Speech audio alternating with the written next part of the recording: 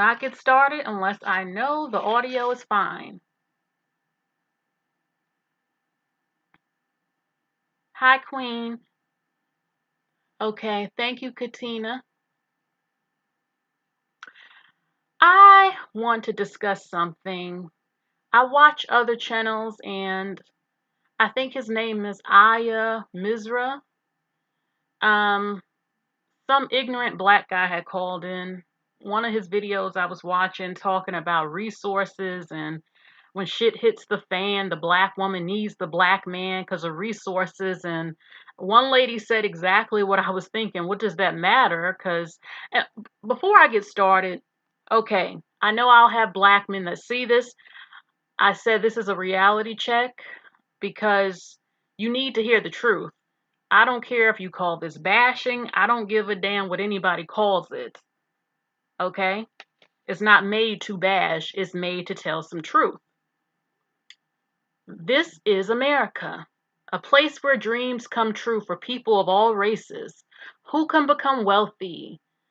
And one thing about, you can sell anything. Men buy Viagra, men get hair plugs. Well, some women buy extra hair. I buy extra hair. Some women hair is not going to grow down to their back or down to their butt ever or within a year. Why wait when you can just buy it? The same way women buy boobs because their men like it and they want bigger boobs and they're tired of having small boobs or butts or lips or hair plugs for women, teeth whitening, getting your teeth fixed if they're really messed up. This is the world, and it's also business. And I noticed that so many black men online, I don't know how long I'm going to talk on this. I don't understand the obsession with policing black women's money. And the main thing is, it's usually about hair. I see this constantly on channels when the black man wants to find a way to humiliate and make a black woman feel bad about doing things when it comes to grooming ourselves, fixing ourselves up. Shoot, some hairstyles require extra hair for anybody, especially if you have soft hair and fine hair like myself. My braids can't even last. I have to, even for a cornrow, I have to add fake hair in just to keep the damn cornrow in place. Okay? So that's reality. And not all fake hair, first of all, it doesn't come from white women. And a lot of it, black men and men, period, don't know anything about hair. There's a difference between synthetic and natural fibers and human hair. Did you know a lot of hair pieces are not even human hair? They're not coming off anybody's head. They have a natural looking texture. Not like they used to back in the day. Synthetic hair used to look like plastic. Now it looks more real. And it's not just black women that get added hair. Extensions is what it's called. It's called a weave because of the method of putting it in, like weaving it like a basket. But it's the same thing, like the white woman with the blonde extensions. It's the same thing. And yes, there are black women and women who appear to be black looking when you see them who have similar hair. But anyway, it is what it is. Every woman does something. I don't give a damn what it is. If it's not hair, it's something else. And men do it too. I see the man weaves here online. Who gives a crap? But I know why black men, before the weave boom happened, black men had an obsession with hair. We grew up hearing it. I've been told, oh, good hair. It happens to some black women. We know what it means. It ain't extremely nappy to you. We are aware. I've never seen black men growing up desire and praise afro, very kinky hair. I'm just keeping it real. Now all of a sudden, because of the natural movement or they're trying to front like they all pro natural hair. They never been. I ain't never seen it growing up. I mean, black women, if you look good, you can rock any hairstyle. I've seen black women rock fades and look good. But don't sit and pretend like y'all all of a sudden loving the natural looks and shit. Yeah, it's more popular now. Black women can rock anything. Black women, a lot have natural hair, but still wear wigs. If I have natural hair, if I feel like a different look, they don't perm their hair at large anymore. They just go buy the look they want to get and then take it off the next week and bam, they're back to their natural style. They even have the crochet dreadlocks. You don't have to go lock your hair up now. You can go get the hair and make it look like dreadlocks. But I'm going to go in on you tonight. I'm sorry, y'all got to do it. Hey, Empowered Selfishness TV. I got to do it because y'all need help. And y'all need to stop with these lies you're telling yourself. First of all, and don't come to me, you see this picture of this white lady talking about, oh, but hey, the weave she wearing still match her texture. I don't give a damn. It ain't her hair. And that's the point. I don't give a damn if it match or not. It's a weave, it's extensions. Don't try it with me. It's the same thing. And not all black women you see with long hair got a damn weave. Or if they do, they blend it in with their long hair. And yes, there are women you think are black or all the way black who aren't, who have similar hair. And black women from the Caribbeans and Africa, parts of East Africa with similar hair. So stop the bull crap. And then when you see them, oh, that ain't her hair. You know that gayness come out with some of y'all. That ain't her hair because you don't want to believe it's her hair. Or black women from Louisiana, just to name a few, is not just Louisiana, but who have similar, longer, looser hair. You know, it's just, child, I could really go in. I didn't have time to get pictures to prove my point even more. But yes, there's also the reality. Yes, a number of us wear added hair. Some of us don't know how to do hair. Some of us don't have the time to do hair. I don't feel like working on hair for an hour to 2 hours at large, usually, for certain hairstyles. I see black women are so talented. The things I see them do with hair, their real hair and fake hair, is freaking incredible. And a lot of people copy it and get wealthy off of it. And black women are very creative and inspire the beauty industry. And black women doing hair is feminine, in case you didn't know that. But I got it for you tonight because y'all are living in a state of delusion when it comes to this policing black women spending on extra hair. I said extra hair because in case you didn't know, a lot of us are not bald headed that wear it. We still have some hair. I don't give a damn if it's 1 inch of hair that you ain't bald still. And there are also black women who are sick with hormonal issues, who have alopecia, who have cancer and other sicknesses that they don't make public. And like all women, want to have some hair. It's a whole lot of different reasons, and some just feel like it. Again, I'm not waiting a year or two to grow hair I can get next week.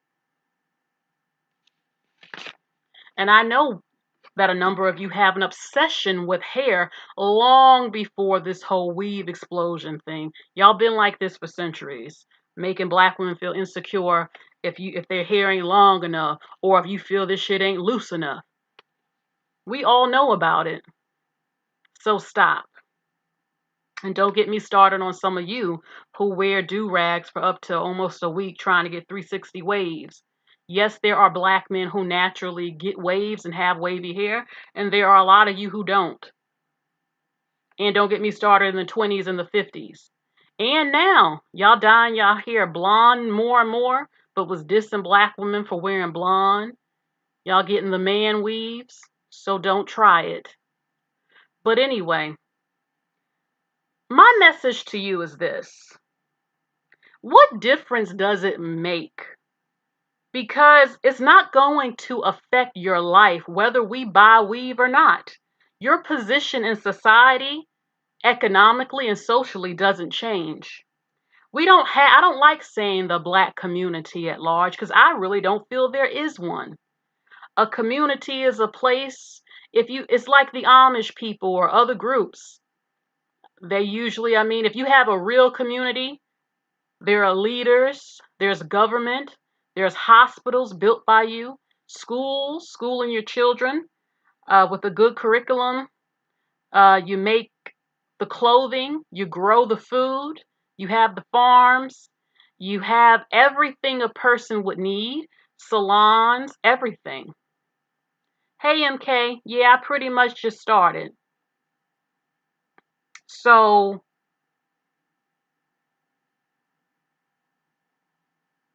yes, yes. A lot of black men have an issue with hair. They even hate on black women. I remember I was on the bus a few years ago, and I had my hair in a bun, but I had my curl definer. It just keeps my curls in place and keeps my style lasting longer. It made it, nice and neat looking and shit. And it doesn't give you curly hair. You already have curly hair. It just defines it, keeps it, it's not frizzy or anything like that. That's the best way I can describe it. And I was getting hate looks from the older black people, the black men and the black women. I'm going to the restaurant. Oh, that ain't her hair. Oh, I went to the beauty supply to go get some weave. That's your hair? If that was my hair, I wouldn't wear a weave. Yeah, I got stories. A lot of the gayness comes out in the black man towards black women.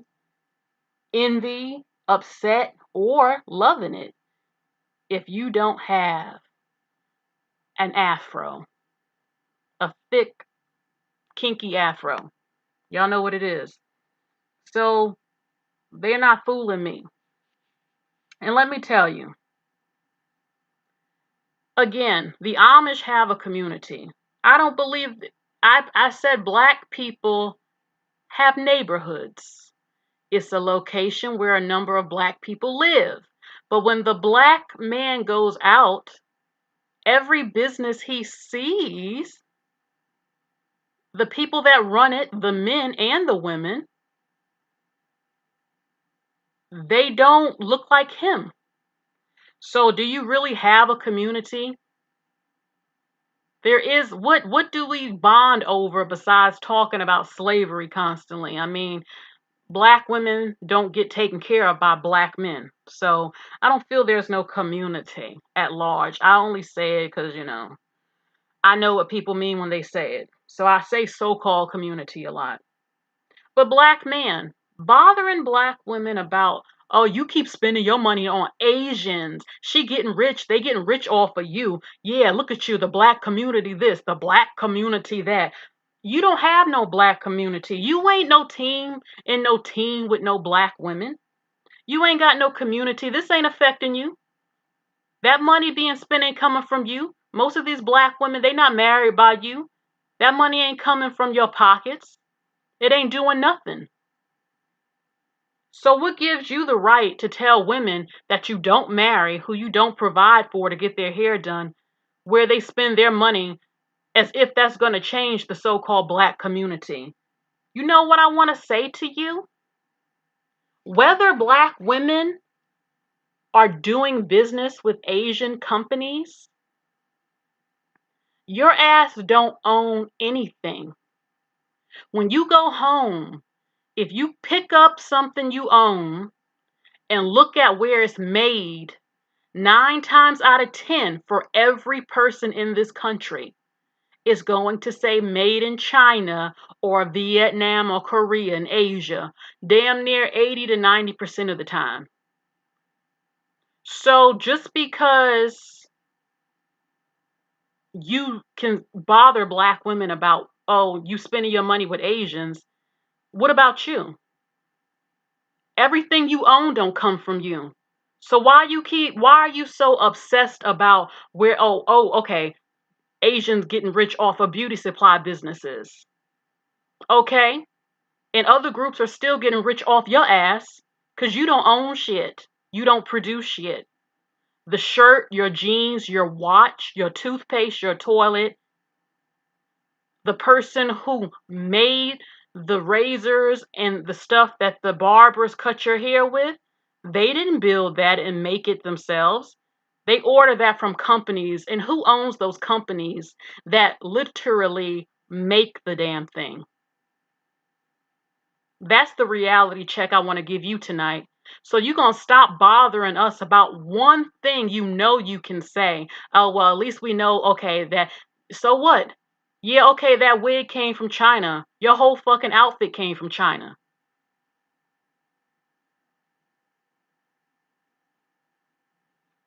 Your whole outfit came from China. Everything, and if it ain't from China, it's from somewhere else. Even the companies that you say, oh, it was black owned. Where did them black people order that shit from? It will all usually go back to China. That's why I said it is a global community for everybody. You know, the black man is the seller, but where did the product originate from? Who manufactured it? Who put it together? Where did the material come from? Who were the scientists who mixed the chemicals to make it? You get what I'm saying? Let me look at these notes real quick. Okay. Again, every time you go out and you go spend your money on something, the food you eat, you think, oh, well, it was a black man's business. I don't give a damn. He bought his products from someone, and it usually comes from China, the Asians you keep talking about. But you go out, and the business owners are Hispanics, Arabs, Indians, a lot of Indians with the gas stations, and Arabs, the hotels, a lot of Indians, the Asians with the beauty supplies and other businesses, the doctors, the hospitals, the white people, the hospitals, everything. You talk about black women buying weave because that's the one thing you can see where you think sometimes, oh, okay, well, I know that don't look like all her hair, so I know where that came from. Okay, and go check yourself on what the fuck you have on and what you own because that shit ain't come from y'all either. Those Jordans y'all love so much, you think you doing something because, oh, it's Michael Jordan. He's black. Yeah, he founded the company. Um, I might open the phone line. I'm not sure. The Jordans you wear. Michael Jordan is a black man. He's the face of the Jordans. It's his company. But he had to hire people to make them Jordans. And I'm pretty sure Chinese people over in Asia are making those Jordans dirt cheap, and then he sells them in America for $400 that y'all wait in line for every fucking year. Yeah, white people buy them Jordans too, but black men, y'all love them Jordans. And Kanye West Yeezys and shit. Those shoes was made in China for cheap by Asians you keep talking about. But don't nobody bother you. Super mulatto black white women wear hair weaves too. Tape extensions fusion. Don't get mad if your mother's white and you feeling all some type of way. Stop the bullshit or you're a troll. This shit wasn't even started by black women. So please. Oh, and there was a picture of Kourtney Kardashian in the salon getting her weave done by some black hairstylist a few years ago. I saw it online, just so you know. And even if they were or weren't, who gives a fuck? A lot of white women get boob jobs and lip injections and tan. Like I said in the beginning, a lot of people do shit. The average black woman don't get nothing done except doing her hair and getting her nails done. Please. Y'all just want a reason to try to obsess over black women, police black women, or feel you got to one-up black women, especially if we look good, so you can feel more superior and make us feel inferior. Like I said, half the damn wigs now are premium hair. It ain't even human hair, most of them. A good portion. They're able to make it look like real hair. The hair industry has come a long way. But you will be blocked, super mulatto, if you keep it up. I'm not the one you want to fuck with, just so you know. But I'm trying not to go back old school with cursing out people. Okay, so again, to the black man, everything you buy is not yours. Yeah, let me get her. She trying it. Hold on for a second. Hold on. I don't feel like doing all that cursing. I'm trying to be better. Okay, so black man, you keep worrying about hair weave as if that's going to save the so-called black community. As long as your ass remains the most uneducated, the most lazy, your so-called community ain't going nowhere. You don't marry. You don't raise up proper children half the time, some of you. You don't sacrifice. And you don't own any businesses or produce things. So you keep going on and on about this hair weave shit. Oh, giving money to Asians. Well, you give your money to Asians every day with everything up in your fucking house. If you actually looked at where it's made. Hate the Truth Reloaded says, newsflash, nothing belongs to any of us except for Asian and white people. Yeah, large. It's just the truth.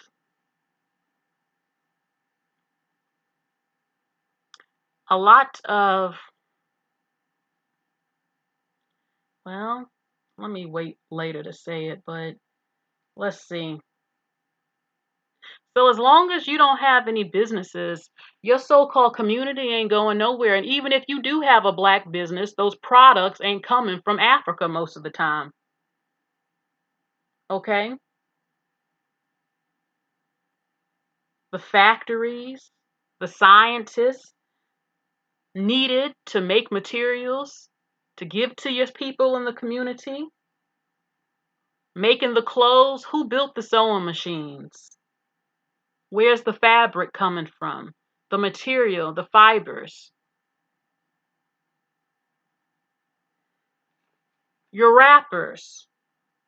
Most rappers are always promoting companies that don't even come from black people.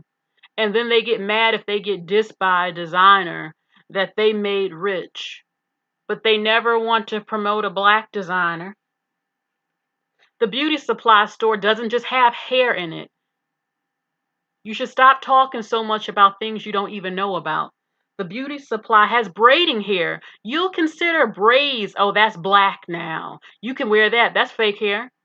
And that hair don't come from Africa. It's synthetic. And black women don't cut their hair off whether they have long hair or not. So where do you think, who makes the braiding hair? That's the African hairstyle. You can do that. Huh? Who produced those fibers to make that long braiding hair material? Huh? It's not Africa. Natural hair products for women who have dreadlocks and natural hair.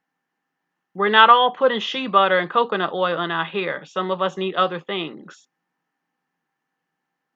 There are more and more black women whose natural hair products are in big chain stores like Target and Walmart. It's rising with black women having these products.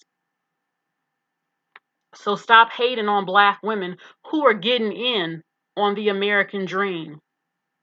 While you're not, you complain so much about America, I still question, why are you here? Okay? You talk about the Asians, but yet you say the Asian woman, you should get an Asian woman. They're the #1 skin bleachers in the world. I don't give a damn how light some of them are. It doesn't change a damn thing. I'm not saying they all do it, but a number of them do. That ain't stopping you from wifing them up or saying you need to get one. A lot of them you say is anti-black. That ain't stopping you from promoting the Asian woman as a good wife and that you should date them.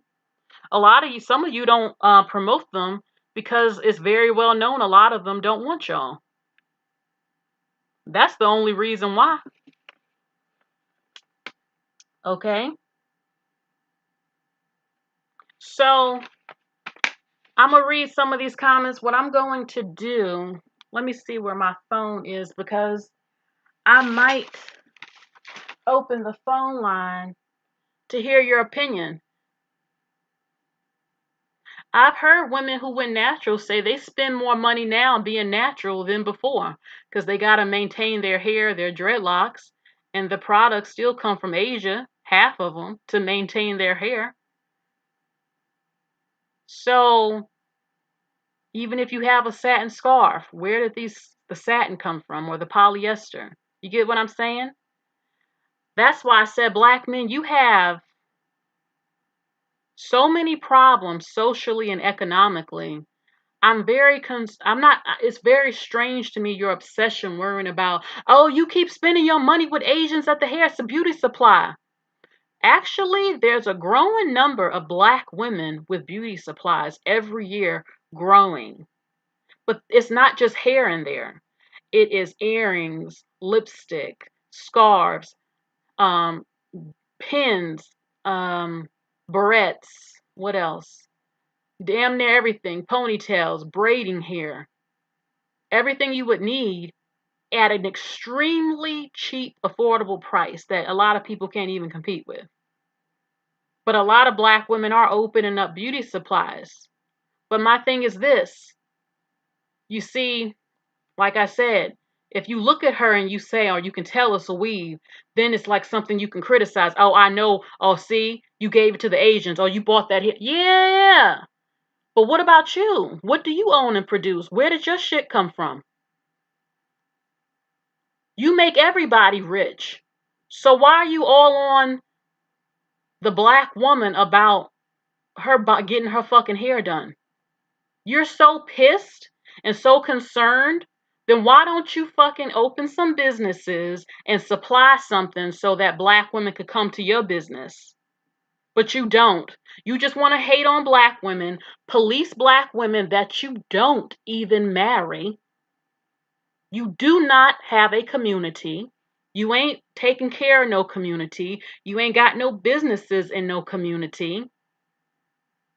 The black woman cannot depend on you at large. When she gets sick, she has to go to the white man's hospital. When she gets beat by you, she has to go to the white man's hospital. When you leave, she has to go to the white man's welfare to take care of your black son. When she needs some clothing, she goes to the thrift stores and the churches, a lot of times donated by white people so she can have some clothes. When she needs some medicine, the white scientists making stuff with the plants and all these medicines, she go to them. When something happened, she got to go to them. But yet you're always dissing and talking about the black woman, but yet you don't make any solutions. You don't start companies. You don't do anything to fix those so-called problems. And you don't want the black woman to be happy in America. It pisses you off to see black women living their best lives in America and getting in on the American dream. Because you're bitter and you want black women to stay on the low totem pole. How dare you like America and enjoy America? Okay, well, if you're that mad, why didn't you protest and march during the 50s and stuff to be taken to Africa and the Caribbean or something? Is the black woman supposed to hate being American? You talk about black women liking different cultural things. Well, you like football and basketball. Last time I checked, that sport wasn't started by you originally. Please. So, what I'm going to do, I am going to find my phone really quick, and I'm going to let some of you call in. So, hold on for a quick little second.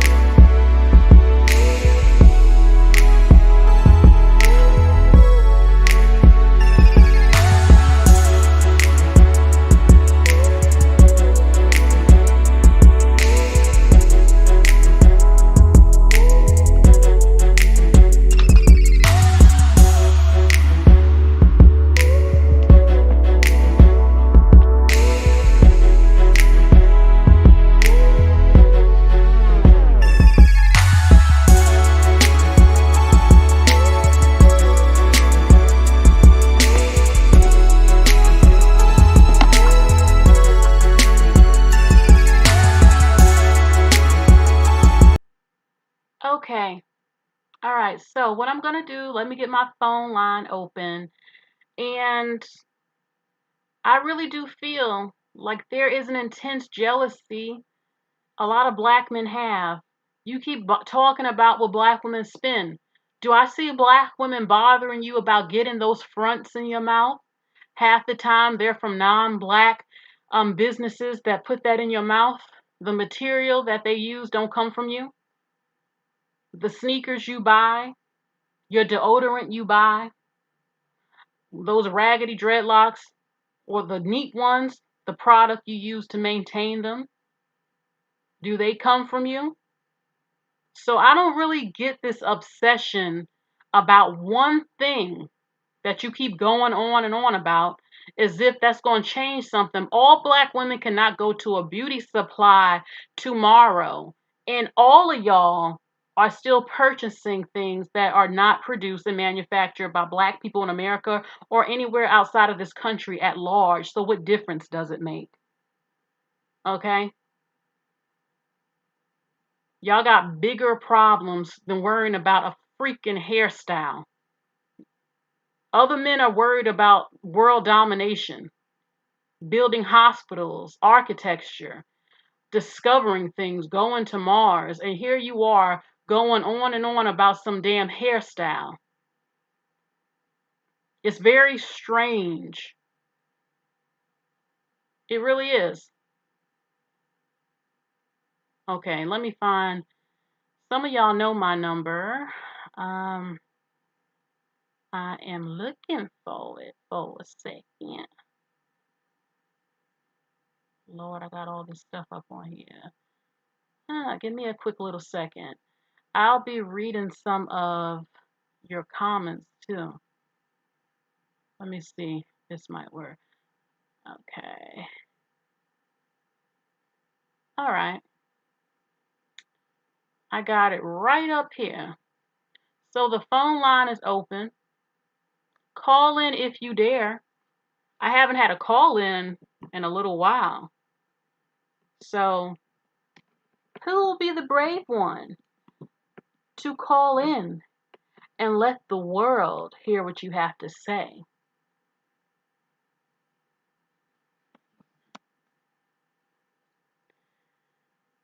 Hmm. Let's see. I'll read some comments while I'm waiting. Hate the Truth Lotus says no. It shows that black women are with poorer men. Poverty is the constant denominator in abuse across all racial demographics. The poorer men have the highest rate of violence and vice versa. That's why. Oh, hold on. I got a call.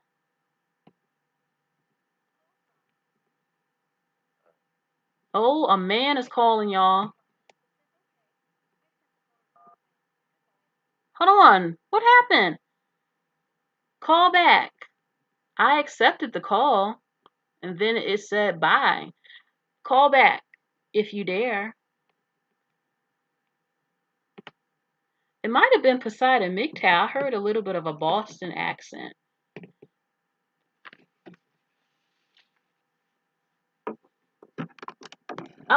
Hate the Truth Reloaded. Okay.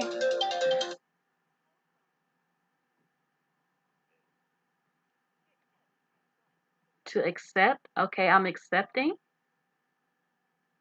Hold on, let me put you on speaker. Hello? Good evening, sir. Hi, Hate the Truth Reloaded. Oh, that's not me. Oh, I'm sorry. Who who is this? Could I not say my name? If that's okay, that's fine. Say it at the end. Okay. How are you? Okay. I'm not bad. Thank you very much. I appreciate it. And you, how are you? I'm okay, just tired of the bull crap. I can imagine.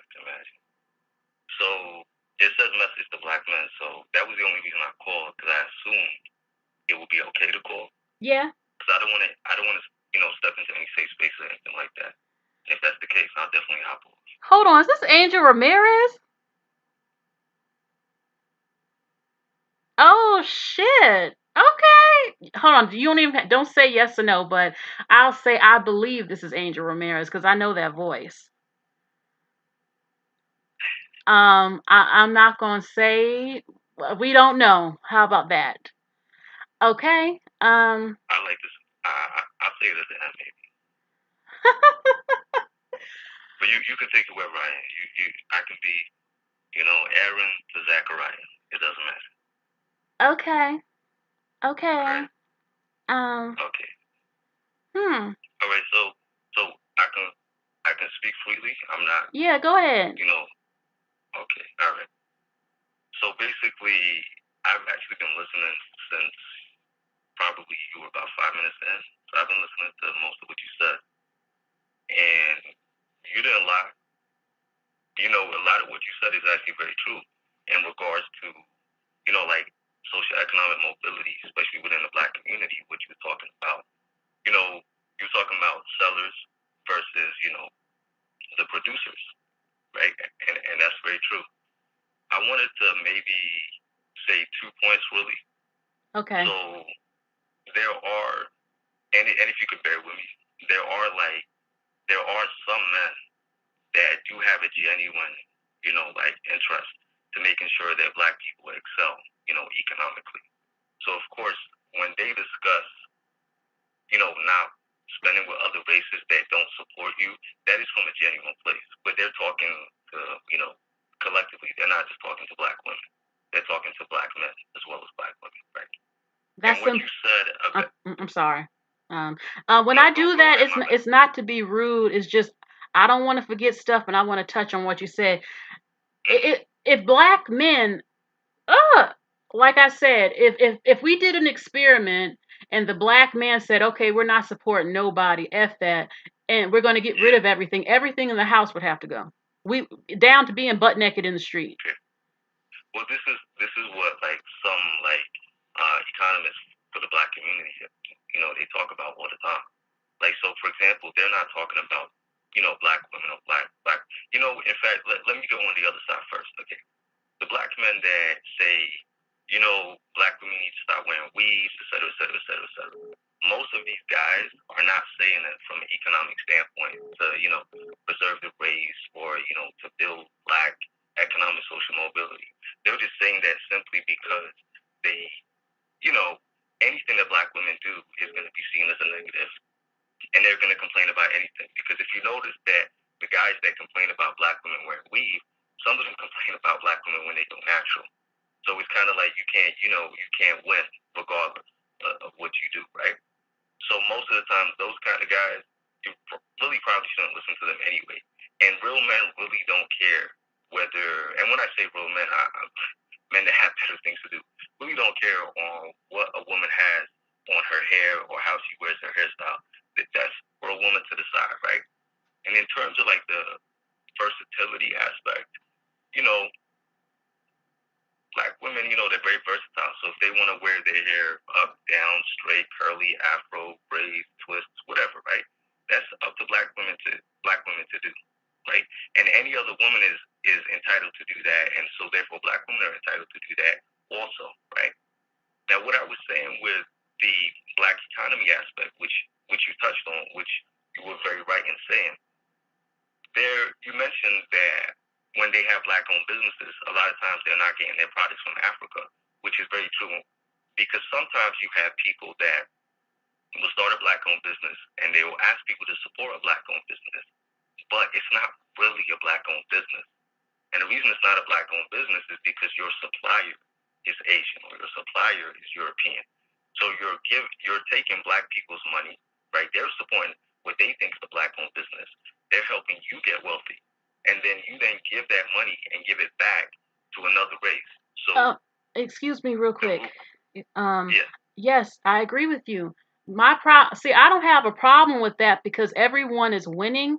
My thing is just don't be racist and say fuck the Asians, fuck these groups. They ain't shit. They Neanderthal. They this, but yet that's why I always say this is a global community. Everybody, not just black people, everybody some way works with other groups. I mean, everyone buys from China at this point from all over the damn globe. So because nobody is making products for this cheap 25 cent and stuff, sometimes 50 cent free shipping. You can't even compete.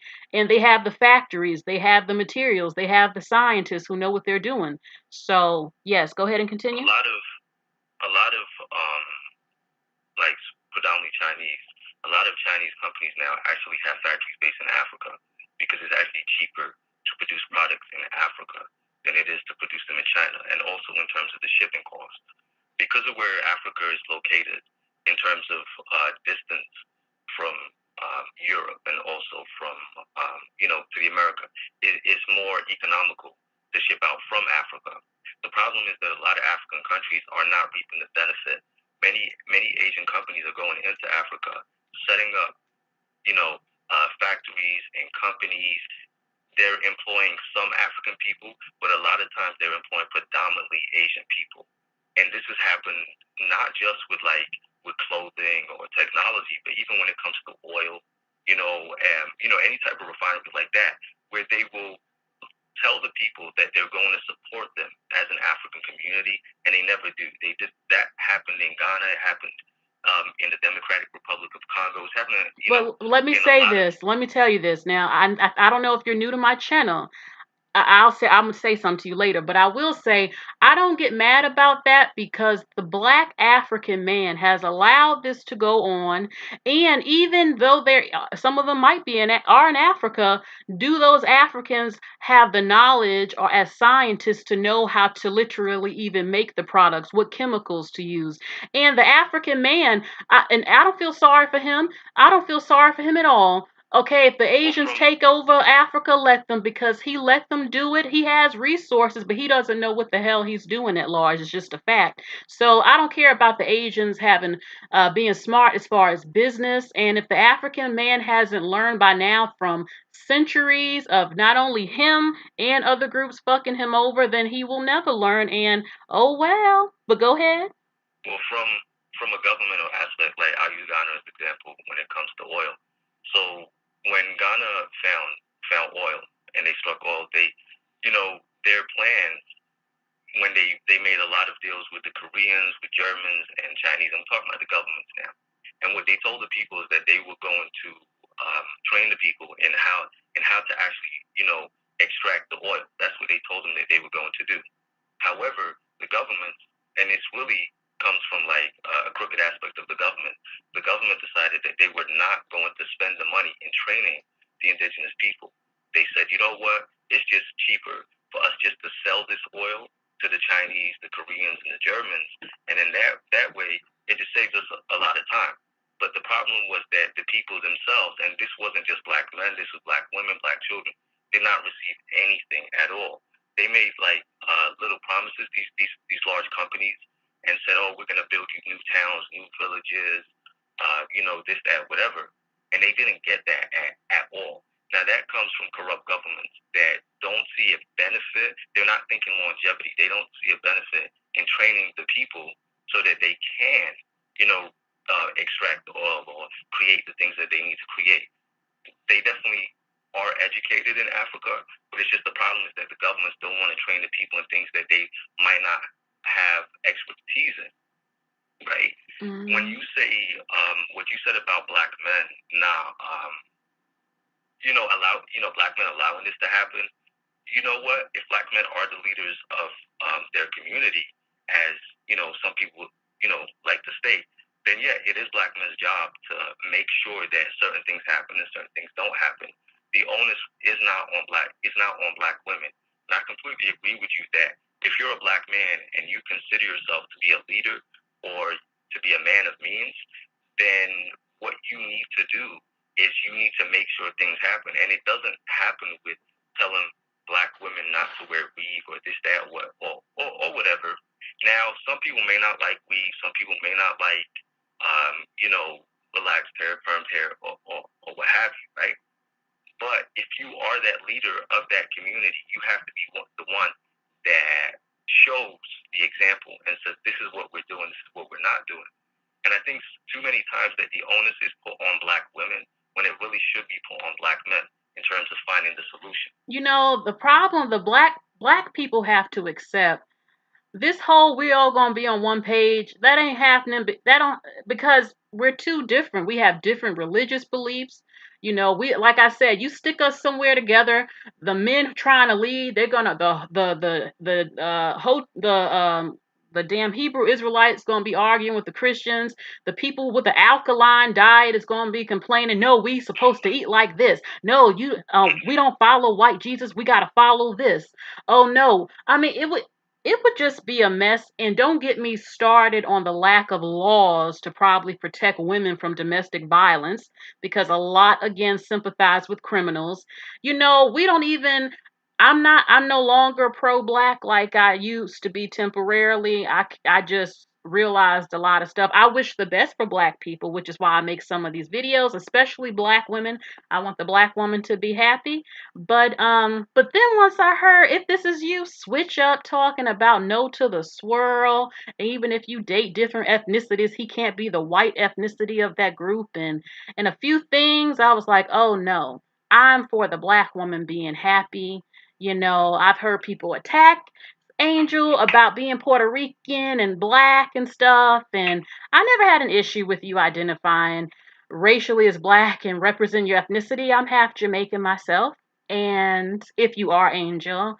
And I also was disturbed because I know for a fact a lot of black men, and I heard your stories, you know, hate you for being very attractive in your hair texture and stuff, and uh, feeling they have ownership of black women that they want. And so, yeah, but Can I? I am for the swirl, and I know you are against the swirl, Angel, if that is you. So that is a problem for me. But go ahead. The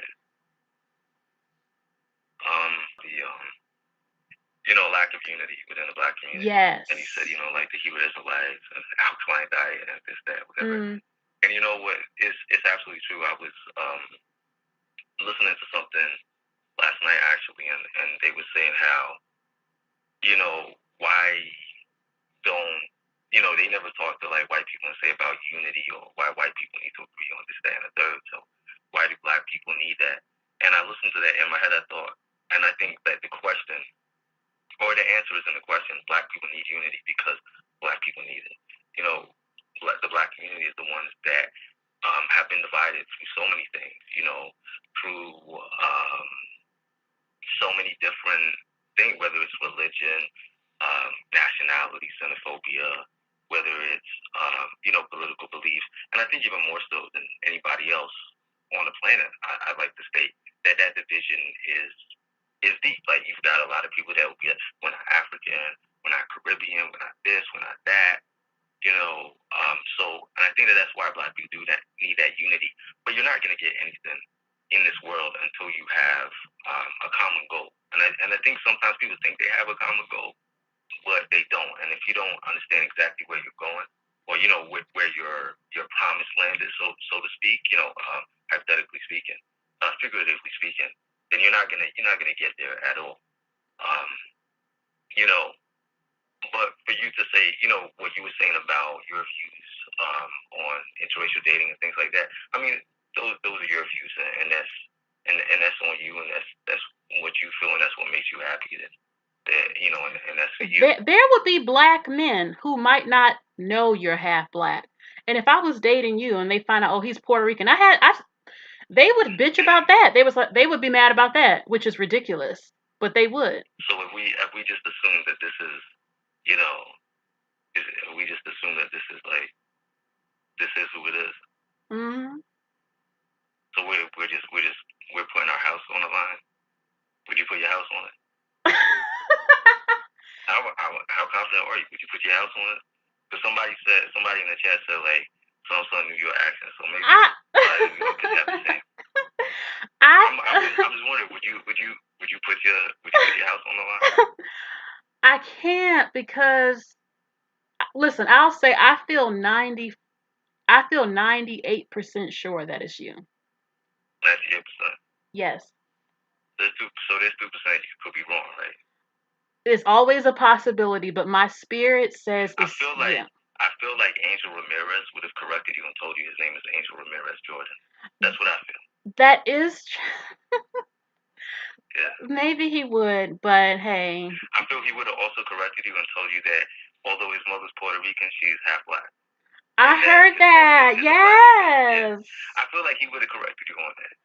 I do recall him saying that. I do. Okay. Good evening, Cerebral. It's Angel. I know. I know, and I'm very shocked. I'm so shocked because I knew that the trolls, I don't know if it was black men, I believe it is. Back in the day, your channel got took down by them multiple times, and then something happened and your channel disappeared. I don't know what happened, but I haven't seen you around in a while. And Leah said it sounds like Angel just would have called. I do have allergies at the moment. You know, summertime's horrible for allergies. yeah, but I know that voice. Okay, so really, I just, I was just calling to say, like, I agree with you in regards to what you were talking about in the weeds thing, like that. And people's focuses, when they're are not going to be like little things like that, like and it's also about what you say. It's how you say it, not what you say. If you have guys that come forward and like for example, I saw a TikTok video a couple days ago, and it said, it was from a black woman, and she said that she was insecure about her 4C hair until she met this man. It was a white guy, right? Mm-hmm. And I think to myself that there needs to be more onus instead of saying don't wear weave or don't wear straight hair wigs or things like that. It's like Malcolm X said. Malcolm X said, who taught you to hate, the texture of your hair, color of your skin, shape of your nose, right? And a lot of black people, when you ask them that question, they say my parents or school or black people. They say things like that. Yeah. And so even though that was, something that was put on us from white people, it then gets passed on from generation to generation, where we then start to spout these anti-black rhetoric, right? And I think that for black men, if you really want black women to embrace their natural hair and see their natural hair as absolutely beautiful, and not even want to go towards straight hair or European type hairstyles more than just an every now and again style.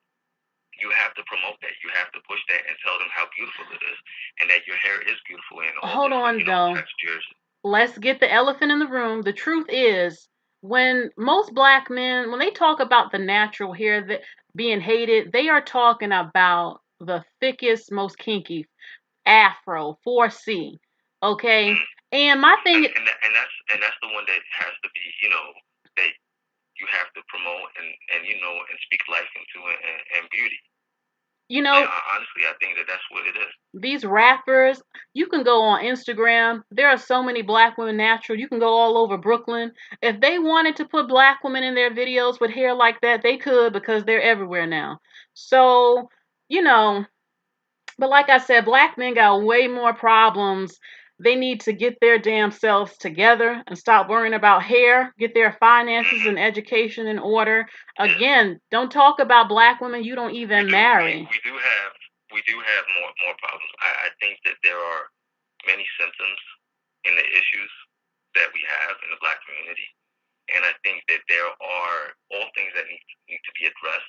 Some things might need to be addressed, more so than others. It's like if you go to a doctor and you say to your doctor, hey, I've got this problem, blah, blah, whatever that problem is, and then you start to go on a tangent, tell them you got this problem, that problem, that problem. Your doctor, she might say to you, well, you know what, let's address this one first, because that seems to be like the more serious thing. And once we've got that on the wraps, we'll look at the others. So I agree with you. Like, there is a lot more important things to address than hair texture. But, self-love is a beautiful thing. And I think everybody has to have self-love. And when you're talking about black love, that's not just, when I say black love, I'm not talking about, two black people getting into a relationship. I'm talking about loving black people, loving yourself, self-love. Hold on, no. I don't love all black people. I'm sorry. There are black people who got some fucked up ways that cannot be repaired, who I don't identify with, and if I started something, I don't want them coming.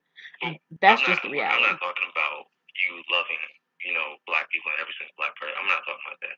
We're talking about it's like saying that you love black culture, right? But you might not love every little piece of black culture. but you're loving black culture as a collective, or you're loving it kind of like that. It's like if I was to say I love black women, right? Now I love black women. Do I love every single black woman? Of course not. You know, but I'm not gonna say I don't love black women, and I'm not gonna say I love certain black women. I'm just gonna say I love black women. Here's the question, Angel. What is black culture? Give me some examples, some good examples, and tell me what is that? At least in America. Well, I well, I think like black culture is these days. Black culture is everything, isn't it? I mean, there isn't anything that black culture hasn't touched on. There's so you said that you're half Jamaican, so you know black culture stems from it's African food, it's African music, it's West Indian music, West Indian food is Southern Southern African American food, music. It's everything. It's the clothing. It's the way that we speak. It's artwork. It's poetry. It's spoken word. I'm It's sorry, everything. Angel. Most of what I hear with black culture is always about pain and suffering, stereotypical stuff, burning incense and wearing head wraps. It's like being a character or something. There are black people who don't even like some of that stuff. I think maybe you might be around the wrong people. I don't really. I don't label what being black is. I'm an American person. I like all types of stuff. I like things that's considered black. I like things that's considered white or Indian. I love Indian food. I like a lot of different things.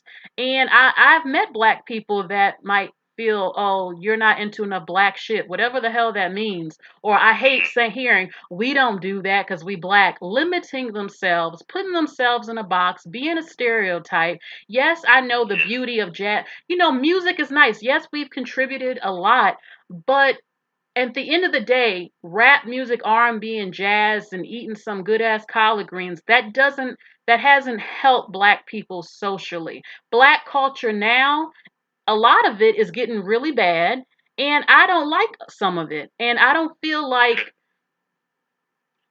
So could I possibly answer like something that is said in the chat? Possibly. Okay, go ahead. That's okay. Mm-hmm.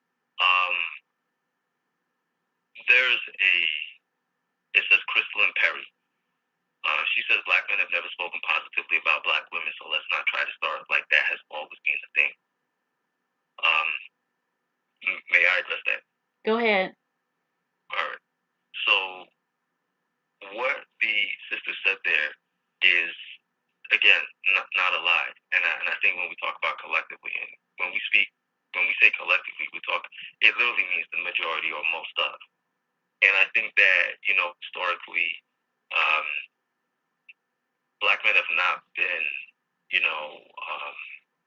black men have not been positive towards black women. And I'm not about to say not all, because you'll hear that and go, oh, not all. Yes, there have been black men that have spoken life into black women, but it hasn't been enough. It hasn't been enough because you know it's that saying that too many are not enough. If one person says something negative, it's too many people saying something negative, right?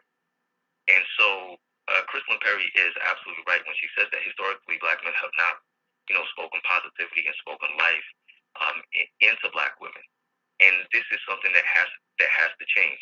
And I kind of understand like a lot of black women's views these days as it pertains to who they love and dating, and when it comes to black men, some black women have been they've gotten sick and tired, so they're kind of like, well, I'm done with this now, so I'm just gonna wash my hands of it. And it's not enough for black men to then just start to say a few nice things or start to say that they're gonna do a couple of good things or nice things. You have to really show it. You have to start to correct all of the issues that have been there. And I think any woman, irrespective of race, they want actions. Actions speak louder than words. It's not enough just to say this, that, and the third. It has to be something that says, okay, look, we know we done screwed up and we've done a lot of messed up things, even if it wasn't that black person in particular. But this is what we're doing now. We're gonna keep doing it until you believe in us and trust us. A woman has to be told, she needs to feel and see and be shown love, because love is an action. And I'm sorry to say this, Angel, but the time black women ain't playing no more. It's just some are gonna go, some are gonna keep staying. I've always seen black women worshiping and begging at this point for the black man, which I'm not gonna ever do. And it's gotten to the tipping point where people think it's a game. It's not a game. We're not playing. And we're not going to accept the bullshit excuses no more with the large collective. And I'm not kissing the butt of a group that at large give black women they ask to kiss at large on a global scale, and do not do what's necessary to make the black woman and the children's lives better. I mean, the things I'm seeing now talking about winter is coming, these men saying, what do you bring, and all this. I don't. Mr. Kevin Samuels, the manosphere, they're saying, oh, winter is coming, for the black woman is coming. And some people said winter has always been here for the black woman. Some of our lives, I just feel like a lot of black men, until you Out are. Out of curiosity, in Game of Thrones, when winter was coming, didn't they lose? Like the snow people lose? I don't know. I've actually never watched that show. But, the black woman will be fine, just like we always have been. And the black man is going to be the one who is really going to lose, because the black woman has always been his one true ally with putting up with shit, supporting him financially. And we're finding and we're knowing our worth more. A lot of us get approached by men not black. So, we're no longer limiting ourselves. We want to be happy. We want a good marriage, stable families. We want to grow. And a lot of black women are doing their thing. And yeah, so, like I said, I have a video where I talked about the honest truth, and that I don't say all black men are terrible, but the collective, I mean, it's just, I don't have the energy any longer to worry or have hopes about stuff. It's going to be what it's going to be. I had a video saying, let the black man do exactly what he wants. He complains we black women talk too much. Be quiet. Let him do what he wants. Let him screw who he wants. Let him do what he wants. And so he will never blame you again when shit keeps failing for him, and you worry about you. And the black man has to hit rock bottom in order to finally try to climb to the top, because the black woman provides shelter for a number. The black man is the only one on the globe who's allowed to get coochie and have babies birth, and he doesn't bring anything. This doesn't, like I said, in other countries, half this stuff wouldn't even be going on. And now the black woman has had enough. I'll give you 2 more minutes, and I'm going to call someone back who called in. So is there anything else you would like to say, Angel, about, the black man always worried about black women buying from beauty supplies instead of worrying about getting himself together?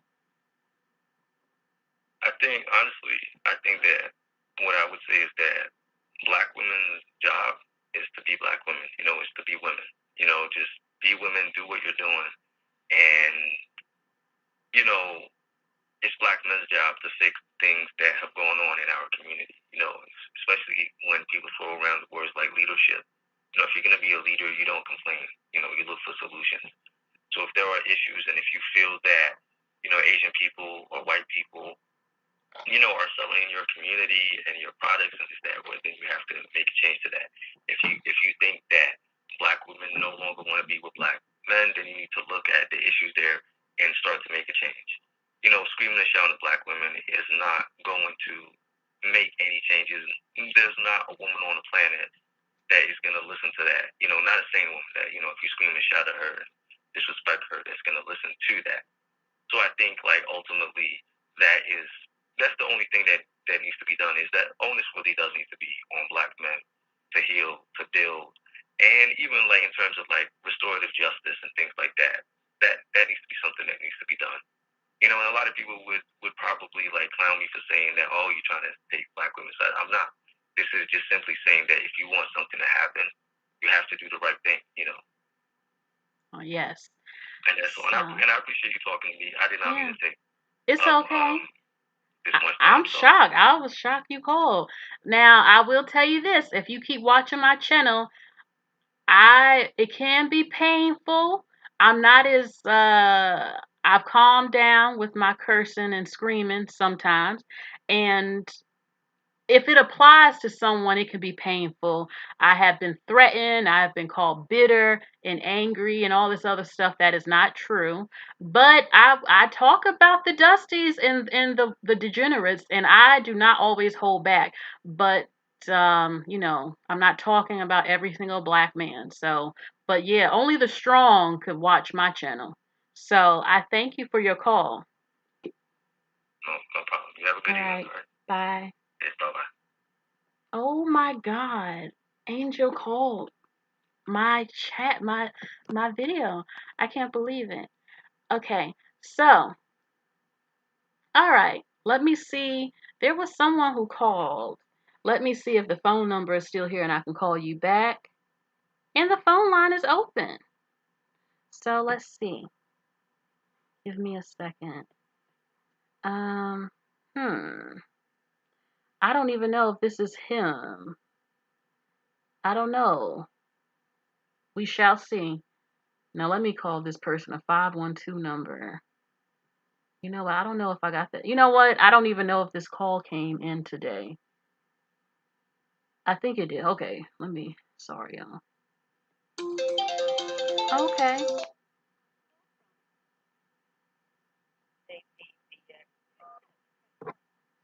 Okay, hold on.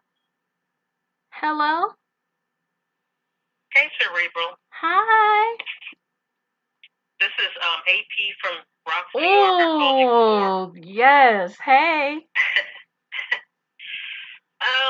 Hi, Cerebral. I just am kind of getting tired of this hair thing. I think that it is very unmasculine to be so involved in women's beauty secrets. The reason why it's called beauty secrets, it's because it's a secret. Mm-hmm. You know, covenants of women get together. They talk about beauty secrets. They beautify themselves for the world. Some beauty secrets have to do with religion. Some beauty secrets have to do with cultural styles or tribal norms or a tribal identification. And you're beautifying yourself to attract the type of men that you're going after. And it's, if you're staying in your lane as a man and you're building and protecting, how do you have all this energy to get online and talk about women's hair and these sort of things for hours? You can't be doing manly things if you're doing that. Yeah. And I think that black women are getting it worse. We're like the punching bag when it comes to this area, because I don't hear people starting channels talking about why women wear hijabs. I don't see people having channels talking about the Jewish women who, for modesty reasons, wear wigs. Yeah. Because in their culture, they don't show their hair to the strangers. They show their hair only to their husband. Mm-hmm. Okay? There are black women that, for whatever reasons, and again, these are beauty secrets. There are people who, like you said, have alopecia, who have skin conditions, who have nervous conditions, who have diseases, who have cancer. And this is what they're doing to normalize their look and to go out to the world with their suit of armor and to tackle the world. And when they're alone in their home, they shed their suit of armor, and then they are free to be themselves with their loved ones and with their husbands. If you're just a random black man, who are you to be pointing out and saying, ha ha, that's a that, or this is a this? You're not her love interest. You're not her family. You're a nobody. You're just a random person. You don't hear black women bothering men that are walking around with baseball caps. Are we bothering them? Are we bothering 50-year-old men that are walking around wearing team jerseys and sneakers and shorts and looking like a fool, like they're 6 months pregnant, wearing team jerseys. We don't bother them. That's their thing. We only worry about the men that are our men. If you see women wearing weaves and you don't like it, and you want to say something, maybe she's wearing a weave because maybe you're not her target. Maybe she's opening up her options and she's trying to look universal and she's trying to attract every man of every race. Yeah. So it's they're too much in our business. This is ridiculous and it's disgraceful. Every race of woman adorns herself with sometimes additional hair or clips or barrettes or wigs or weaves. Every race of woman. Yeah. But Tribal. they're making it look like, I mean, we're being attacked. Yeah, I think in Samoans, they have them tribal tattoos. The Indian women wear them sometimes huge nose rings. You know, like I said, in Asia, bleaching and eyelid surgeries. And I mean, I'm not saying that to diss them if that's what they want. I think I saw a video today of this black woman being attacked for being very carefree and different. And I'm like, you know, some people just want to be happy and are into different things. And I just feel, what do you feel about, like I said, even if we weren't wearing extra hair, every product in this country that's in our house, white people and every other group, is made from China. So when they diss us about buying from Asians, they buy from Asians too. I don't know if they're aware of this, but they do. That's a deflection. It's a deflection. They're out of order. And they're trying to make it look like all of a sudden they're global businessmen. No, you're not. You're not global businessmen. You're not scholars. You're not super economists, or you're not forensic accountants. You're not. The money's not coming out of your pocket. You're just being petty. You're focusing on an area that is none of your goddamn business instead of being a man and doing things that men do. This is utterly ridiculous. You're too much in women's business. You need to be in your own business. Yes. And the audacity of them to expect us to keep explaining ourselves. You know what? It's ridiculous. I find it very hard to believe they're not marrying black women because of a hair weave, because during the 40s and 50s, black women still had perms and did waves, and that was altering the hair. For not all of them did it, but a lot did. And they still weren't marrying even back then, and when they were natural back in the day. So I just find it to be a bunch of bull crap. If that's the reason. It is bull. I have friends that are married to white men, and do you know that their white men are wrapping their dreadlocks for them? Their men are helping them take down their braids. I have no problem getting men to wash my hair for me. You know, and these men that are not black, they are not petty like this.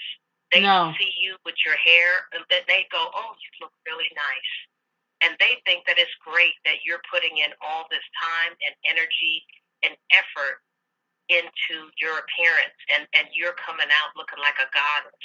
They're so grateful, and they feel so lucky to have such a beautiful woman that's putting that much time and energy into her appearance to look good for him. You know, even Cleopatra. Yes. She wore hair on it. I mean, this is utterly disgraceful and ridiculous. Nefertiti did it. They're trying to, yes. This is ridiculous that they're expecting. They're just basically trying to dress us down and put us in our place and go, see, that hair's not real. Yeah. They want to find. Woman, she's a beautiful woman. They want to find something to diss you about. But I've never heard them complain about white women making the plastic surgery industry $1 trillion a year. I've never heard them complain about Yeah, them having boob jobs and lip injections and ass BBLs, and it's only the black woman. They find exactly. one thing because it's how they truly feel about black hair. That's why, I mean, and I believe they're trying to brainwash non-black men to do it too, so they won't want us. That's see, it's an agenda, but it's hidden under another agenda. They're pretending like they're economic scholars and they care about the country. No, that's not it. You see that we're getting that attention globally of men, period. And that these men are not hung up on hair like you are.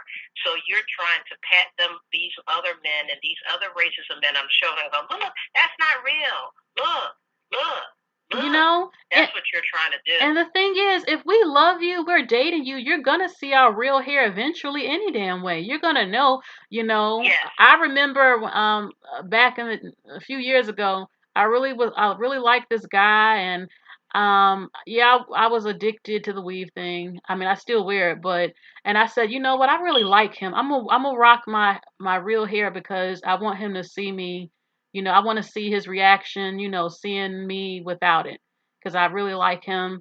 You know, even though I think he already knew any damn way, but he didn't care.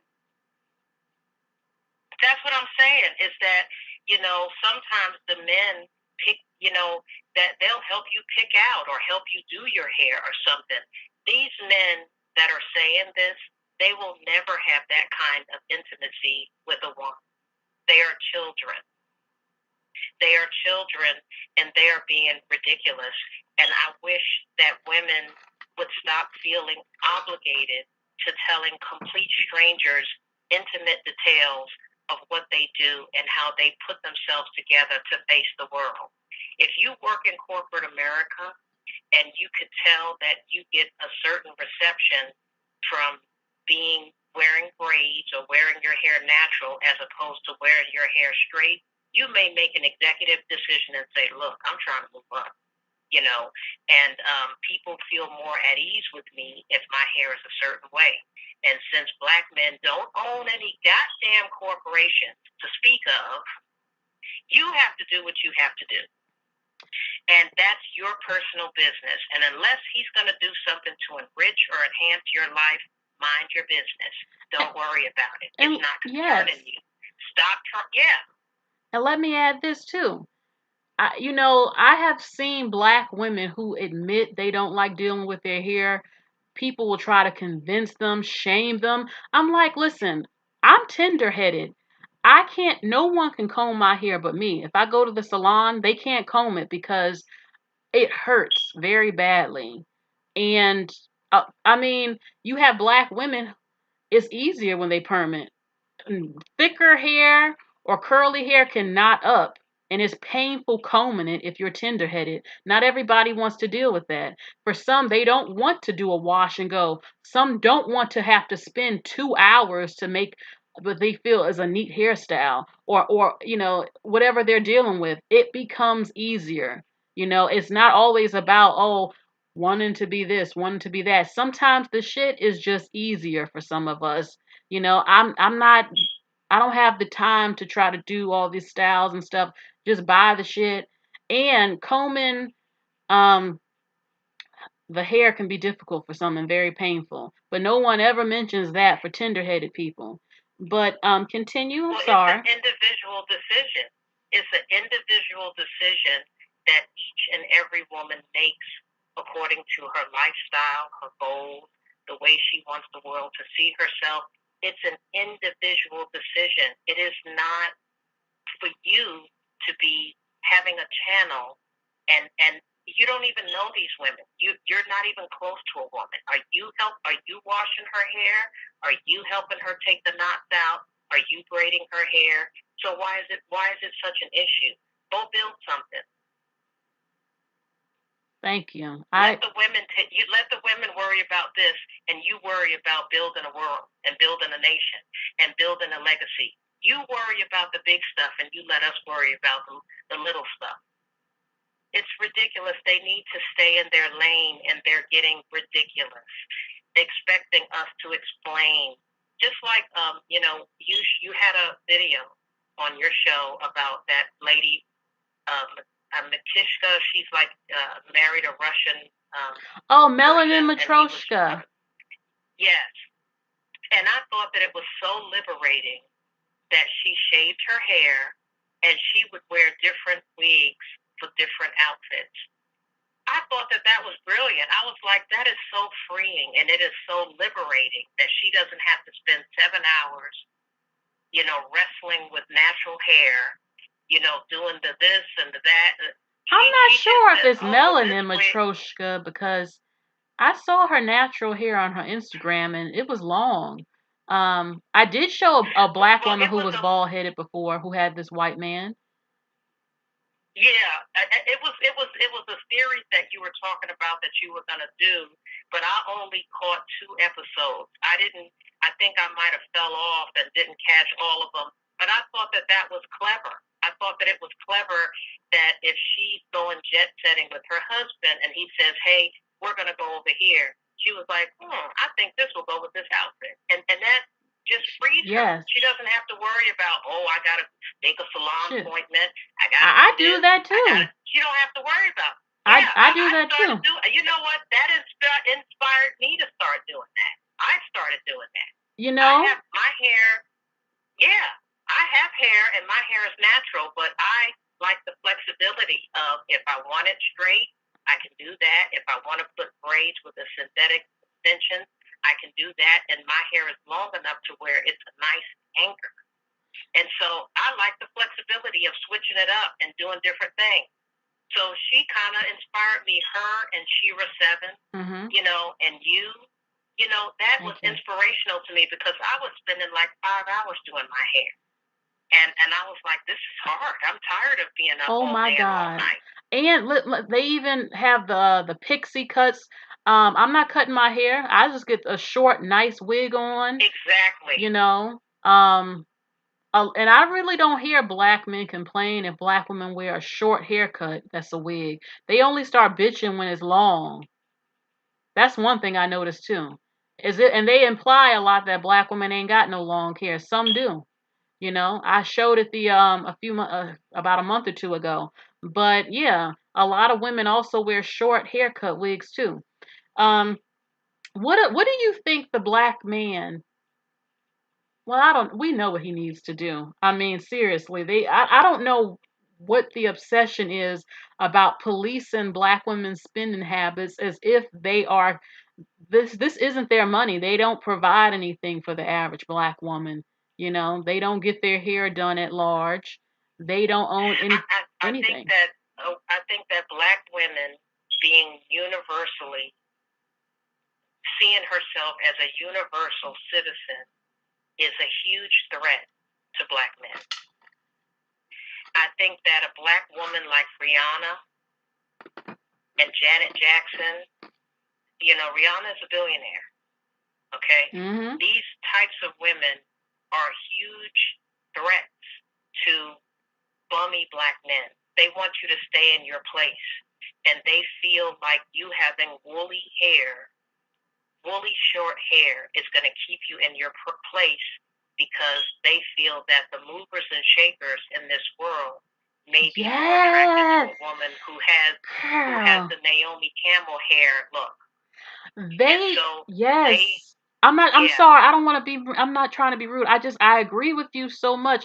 It's like some of them, that's why they always say, you still black. It's them. They're the ones who hate it. And they don't want the self-esteem boost to come. Some of them want you to be stuck on the low totem pole in America and globally. And even if they don't like you, thank you, The Honest Truth, for the donation. Like Serena and Gabrielle Sidibe. Shout out to Jonathan. Hey, Jonathan, I'm a member. I mean, they don't even like, I'm gonna do a whole video on that. They didn't even like Serena, so what's the problem? And then when Rihanna was dating that Arab, they was talking about it. I'm like, listen, black men divested, in my opinion. Serena is not a goddess. She is a goddess. She is an Amazonian goddess. You cannot tell me that she is not a magnificent specimen of a woman, of a strong goddess. You know that who? What is wrong with you? You know what's a? I mean, these men. Yeah, you're right. No, you know what? You know what's a shame to me? They're so focused on who she married, they don't even honor what she did for black people, black women, little girls in the sport of tennis. They don't even recognize they are looking at a fucking legend. Yes. You know what I'm saying? There has never been. She went where she was celebrated. There has never been a Serena. I mean, this woman is like the Tiger Woods, a woman, of course, of tennis. I mean, do you realize what she has done? I mean, and you dog her out. Tennis, what Tiger Woods did for golf. I mean, this woman is a living legend. You're looking at a living legend and an inspiration. And the sad part about it, Serena, is that they interviewed her husband. I don't mean to cut you off. Go ahead. I'm going to forget. I have a bad memory. I'm sorry. Her husband, they interviewed him, and he was gushing all over how much he admires her. He was gushing all over her work ethic and how strong she is and how she is an inspiration to him. She never would have got that kind of praise and accolade if she would have married a person of the same race as her. Never. This man he was just gushing over how great and how wonderful she was. The man almost had tears in his eyes. He was saying how yes. You know what's crazy is that Leandra TV, Successful Ladies Live TV, someone called in her show, this black man, and he said, why didn't she marry a black firefighter? Oh! And what makes me sick... Why would she do that? I know, like, the craziness. And what makes me sick is that they talk so much junk about her white husband, yet he stepped down from his position and said, give it to a black person. I'm like, why? Yeah. I'm like, I wouldn't have did it. The way black men have dissed me and not supported my wife and me and called me all type of cracker and Neanderthal stuff. Give it to a black woman. Give it to her. You know, but, you know, he hasn't been problematic. Serena, she hasn't been in trouble for drugs or drinking or bad behavior. And they act like she's the scum of the earth now because she got with a man. And they have the nerve to say her man, he ain't got nothing. That man is a multimillionaire. He might not have as much as her, but if she wasn't who she is, he could take care of her. That's another thing too, is that I noticed the difference between, maybe it's just me, I don't see black women being ashamed of them being black. We have a unique look and we have a unique phenotype, and we know how to make it work. We know how to make our hair work. We know how to make our outfits work. We know how to make it work. And even if we don't fit into that narrow statistics of the BMI chart, we still look good. And when men of other races date us, they are in awe because we do not look like those other. I have dated men of other races, and they cannot believe our skin. They can't believe how young we look. They can't believe our everything. They are amazed. They love kissing them juicy lips. Yeah. Yeah. We have beautiful lips. We have cute features and stuff.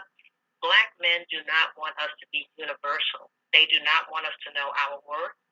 They want us to wear Brillo pads. They want us to wear little dookie hair that look like Brillo pads on top of our head. Looking like we came off a plantation. They want us to look like we came off a slave boat. And that's it. And they don't want us to have a universal appeal like Shira 7 or like yourself or like some of these other, or like what is that chick's name that used to be in the group with Beyonce, the dark one? I'm sorry, I don't remember her name, but she's just absolutely beautiful. She looks like a goddess. They don't want I don't remember her name, Kelly? But the one that was engaged to that white preacher, and then she broke off the engagement. Okay, Michelle. Yeah, her. That woman is a goddess. they don't want us to have a universal appeal because these white men or these non-black men are going crazy and going, oh my God, what the hell is wrong with Look at what. Hold on, I'm gonna get a picture while you talking. Keep saying this. I'm gonna show something while you talking. You just made me think of somebody. Go ahead. I'm not gonna say the name. They don't want people. It's just like in Africa. Look at how long Africans ruled Africa, and they did absolutely nothing with it. And when those Asian men came over there, they're looking at these guys and saying, how come y'all are not doing anything? And they're just coming over there, marrying up all those women, and those guys are just sitting there. And those African men are not being nice to the Asian, to the Chinese men are not being nice to the African men. They're looking at them going, how come y'all are not doing anything? And they taking the women? All of these men, they're marrying them left and right. And see, that one-child rule, it ended in 2017. So there are 20 million more Chinese men than there are women. And there are 2.5 million more African-American women than men. So what would happen if we just assimilated and just got with all of Chinese men? Girl. I mean, there's a plethora of them. And they're not tripping about our hair. They're helping us do our hair. They're helping us braid our hair. They're washing our hair. They're helping us take our braids out. You know, some they're of them not acting crazy like this. Some of them are even opening businesses with them black women they dating. Yes. So, they don't want us to have a universal appeal.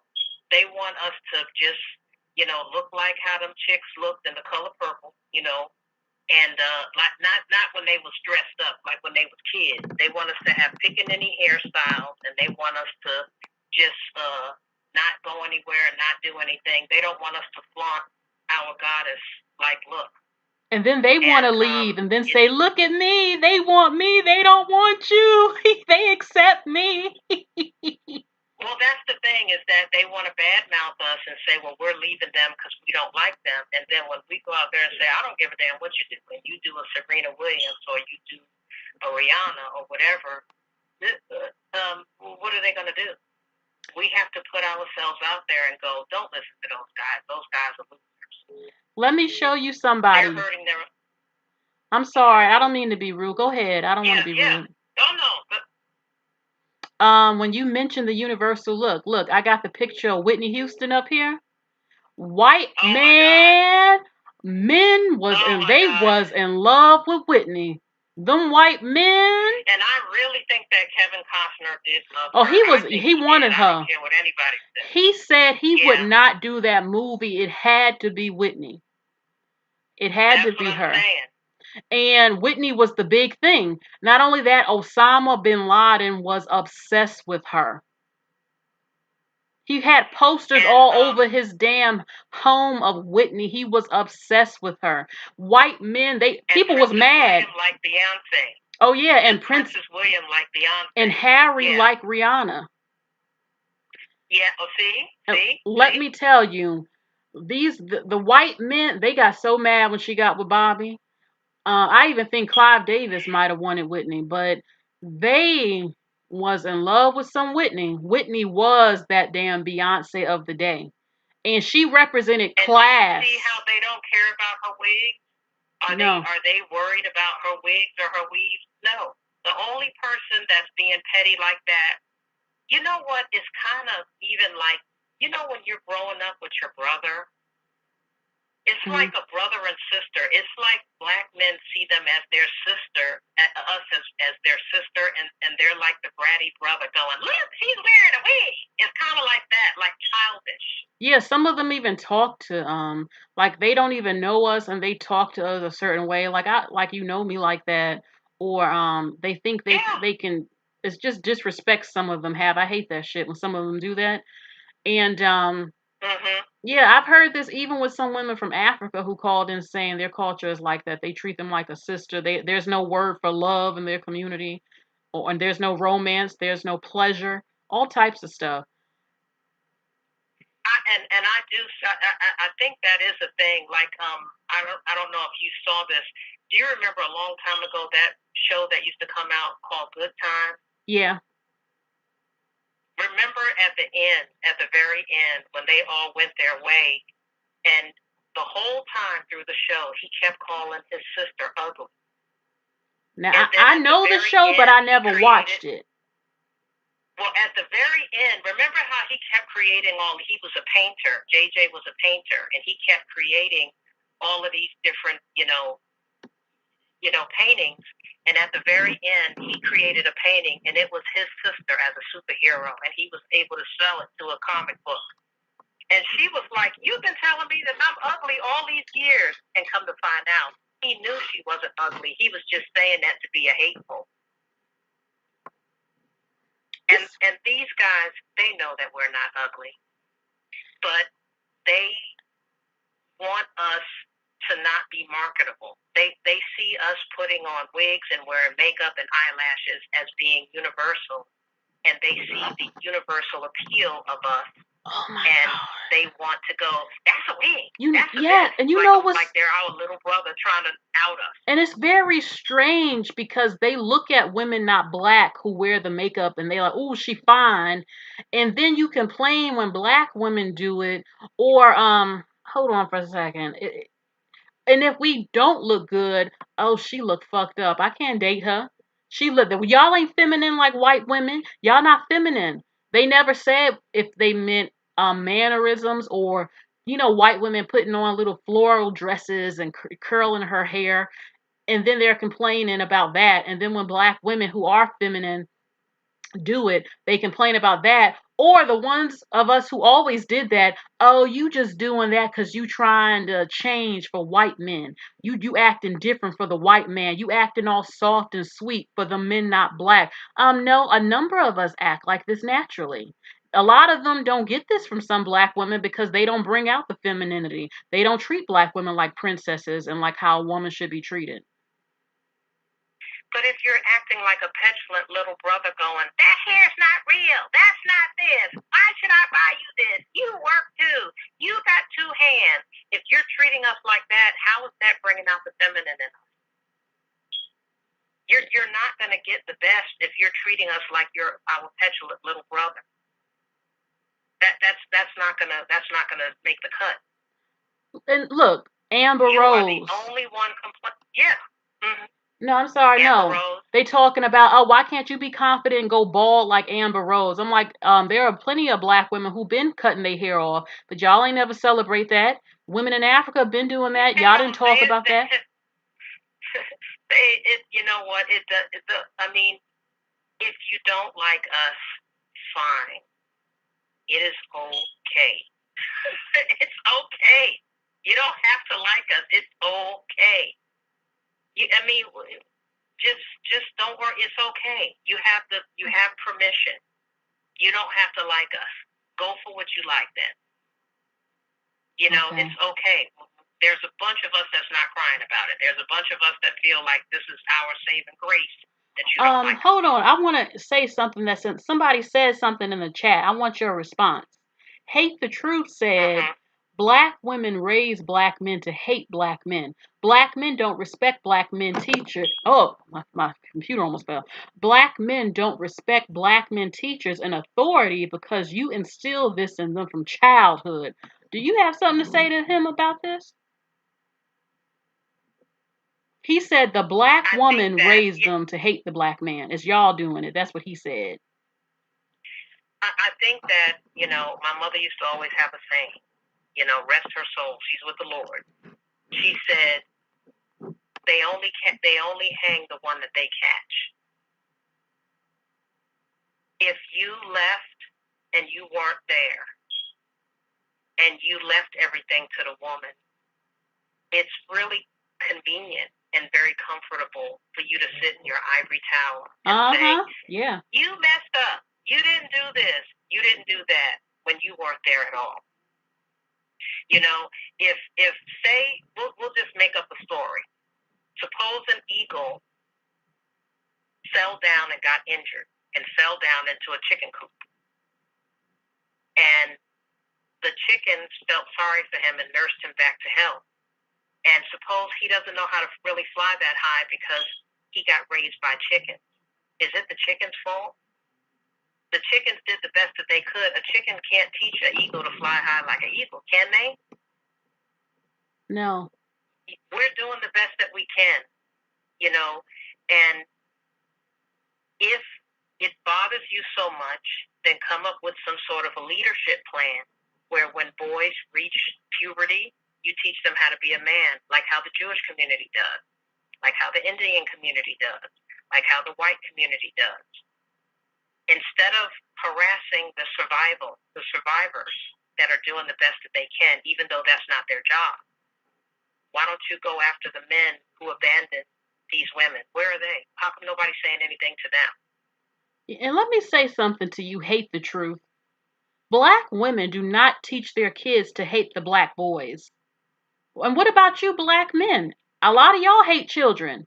You don't do shit for black babies. You don't start no beauty pageants.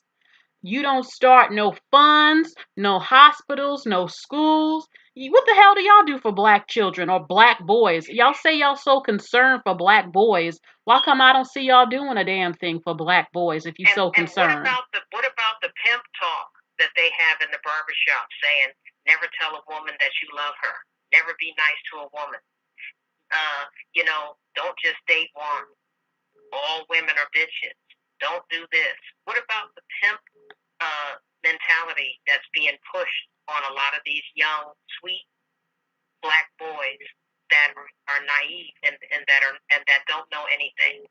And there's a lot of young boys that are being told by failure OGs like KS and other people where they're saying, don't be nice to women, don't compliment them, don't buy them anything, don't marry them. I'm like, if that's the case, what do you want with us besides women? So is that women doing that? I'm like, what else? What do you want from us besides our coochie then? You don't know nothing about love. You don't want love. And I don't want to be with no man that ain't going to give me love. You can go on somewhere. Okay? Yeah. They're telling them to be mean to us. And then their way of sweet talking you is, well, you might as well stay with us because nobody else wants you. You know, it's always funny to me. It's like you don't have a clue how many men not black like some of us or ask us out or just compliment us all the time. You're the one who believes that some of the black women are inferior. You can't even see the beauty while the other men is coming and scooping your women up right in front of you, and we are going. And we are gladly going with some of them fine ass men. So, but look, I'm gonna call someone in Texas. I'm gonna try to let more people call in. Well, it was good to talk to you. I thank you. Call back. Okay, I'll talk to you later. And love the show. Thank you. And I don't mean to cut you off. Thank you. All right. Okay. Bye. Okay, Texas, I'm calling you. Y'all see this up here with Whitney? I had to bring out Whitney because it's a well-known fact that Whitney was one of the most wanted and beloved Black American women in history. Wanted. And so many white men got mad when she got with Bobby and her career suffered. And then the drug stuff and all that. So. Hello? Hello? Hi, Hello? is this 512? Yeah, this is Alex. Okay. Hello. Hey, how's it going? Yeah, no, I was just, calling in. I came across your show, and I'm speaking about this respectfully as an outsider, right? So, I'm a Mexican man that has an ex-wife who's African American, and we have a daughter, a 7-year-old daughter. And I even posted this in the chat, but maybe it went by. And at this point, I try to be very sensitive and respectful to the mother-daughter-ship and relationship, especially around hair. And as her mother really loves doing our daughter's hair and, preparing it in intricate ways, and that's great. I love it. However, my thought is this. I've seen it in a way be a kind of extension of her mother, and that her mother perhaps is trying to kind of live vicariously through our daughter and having this extremely long hair in that it hasn't been cut since day one. And at this point, she's entering second grade. Very beautiful little girl and very long hair. And I try to be very sensitive and respectful. So my question to you and to your chat, to everybody is there a time where it's maybe necessary to cut the hair, given a school context where it might come up where the other kids are always touching her hair, hold on, making it a thing. I got to address you, and I'm very happy you're the first, well, maybe the second Mexican man who has had the courage to come up on here.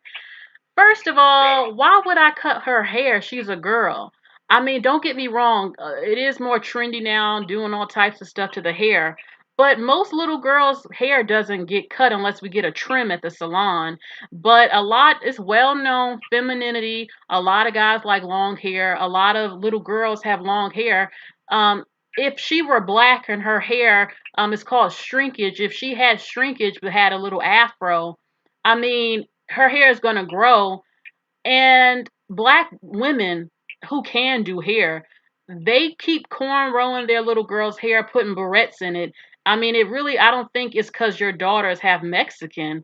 And the truth is, she got a lot of hair. She's able to do a lot more with it because she got more hair to work with.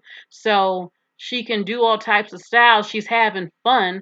Our little girls is like our mini me's, our little babies, our Barbies. Yeah, we love them, of course. And I'm not responsible for little hateful babies in school and little kids who I would tell my daughter, you got to watch out for people that want to target you, or they're mad that you're half black and Mexican. They might want to cut your hair. This has happened to black little girls with long hair. I've heard the stories. So, but I'm kind of curious to know, why do you assume your wife is trying to, has an issue because she likes doing her daughter's hair because it's long, and why would you assume or think her hair needs to be cut as a girl? Well, I would say that, I'm not like considering an extreme cut, but I'm saying at this point, so she's 7 and it's past her waist, even beyond that. So is it reasonable to request, why don't we cut her hair to the middle of her back, or, to her shoulders? Is that reasonable? I'm not saying cut it down to the ball. That's not what I'm saying. I think my thought about my wife is more kind of born out of like being with her for so long and knowing how her relationship with her own hair, and again, being very sensitive and like respectful about even broaching the topic of, a black woman's hair, because I know it's a royal kind of thing in a way, right? So I say that very respectfully, but whatever. That's just been my kind of intuition of what I thought was happening as our daughter was getting older, because there were a couple of times where she entered school and I thought, well, I don't want some little boy. You're right though. We can't correct the little mischievous bastard on the playground. We can prepare my daughter to be sensitive so that she doesn't get, her hair pulled by him, Someone in the chat said, well, maybe you both should ask your daughter if she wants to have her hair cut. What does she want to do with her hair? I'm not against cutting it because it'll probably grow back anyway when she gets older and stuff. But it sounds to me you have a fear, I could be wrong, of her being targeted. I'm curious, are you preparing your daughter? Well, maybe she's too young now, but are you going to tell her about black men that might target her because of a fetish, or being preferred? Like they might target her because of colorism or featureism and hair stuff. That are y'all going to prepare her for that? To what kinds of men to look out for, and to be able to spot the black men that's targeting her? It's funny you say that, because I think about that. It's something that I've thought of, a specific thought I've had, in fact, more recently as she's getting older, and being more discerning between men, saying, okay, males, even as she's going through school, saying, okay, as this is happening, as boys are looking to like play with you and, corner you or touch you or whatever the thing is. And then when you get older and it's time to date, trying to be more discerning between those men without being so limiting in a way that is intrusive, like on her possibilities. Because her mom, I'll say this, and this is informed by again over a decade with her, etc. But like her mom will, in fact, inform her of all that stuff about the possibilities of dating and the dangers, I guess, the quote unquote dangers of dating a black man. I promise, and I just know that. I know that, I should say, but so I'm trying to be sensitive to that. I don't know how to have that conversation. She's 7, so it's not time yet. But at some point, hold on. I'm not trying to cut you off, but just from what I've seen growing up, this shit starts at that age with black. Listen, I'm not saying this to sound hateful tonight or anything, but this shit with little black boys start early. I know I have heard the story of little white girls in kindergarten having their lunch paid by little black boys just because she was white. Real stories. This shit that goes on with them, hating little black girls that look more black and stuff starts very early. The music videos with the black man putting everything but black up in there, they see this shit early. And she can have some of them. Somebody said in the chat, braid her hair or put her hair in buns if you don't want nobody trying to pull it or cut it or anything like that. Um, you know, I would also, not to go off topic, I would give her Barbie dolls, they with all different type of hair textures, or show her pictures of black women with all hair textures. Have her used to seeing diversity, seeing the beauty and diversity, no special treatment just because of hair or anything like that. Be proud of both being Mexican and black, know all her history, have her aware of everything that goes on with colorism and featureism and all this other type of stuff and all this stuff. But um, but yeah. Also, would it be okay for me to possibly have you on a future show as a Mexican man talking about Mexican men and black women? Yeah, no problem. Yeah, you can save my number, reach out to me offline or something, and we can set it up. Okay, and if you're able to, yeah. Well, I'm not gonna say much. I'm gonna let you continue. What else more you want to tell us? I mean, like I said, I guess. No, you addressed my question, and I guess, so I guess in your experience and your wisdom, right? So I shouldn't, whatever anxiety I have about the length of her hair, and as she's getting older, it being a symbol of, I don't want her to become sexualized in any way as she's going through school and being around older people. And so I'm just sensitive to that. I say that to her mom's like, you're crazy, whatever. Just leave me alone, so. Don't suppress her. Don't suppress her femininity. We're supposed to grow up thinking we're beautiful and feeling eventually sexy. We shouldn't feel guilty for being beautiful or if we have longer hair and stuff. And the truth is, all girls are sexualized. I mean, the stories, the fact that damn near, 60 or 70% of black girls have been molested before 18. I mean, we grow up in school that boys do that. They do that because when puberty hits and everything, and just the media, it just happens regardless of how long our hair is or not, because of what we have and what the men want. And don't suppress her or make her feel bad for being beautiful and having long hair. I know it sounds like your daughter is very beautiful. She's going to come more into her looks. And as natural fathers, the boys and the men are going to come. Is that what's going on, your anxiety? She's very beautiful. And yeah, for sure. Just how to prepare her, because I can't solve the world. So how to prepare her over the next, she's 7, over now, between now and puberty, etc. Like, to where she can protect herself, assuming, I'm still here or whatever to protect her. But yeah, that's the thought. Yeah. Well, what I will tell you, make sure you and your ex-wife, I think wife or ex-wife, make sure you both teach her everything you know.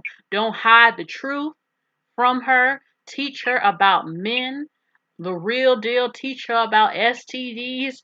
Teach her about the world. Do not let her grow up ignorant, okay?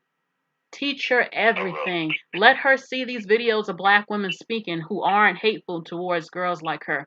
You know, let her know and see the truth and do the most you can to protect her. And that's the most I can say on that right now. I don't think you need to cut her hair, but ask her if she wants it cut.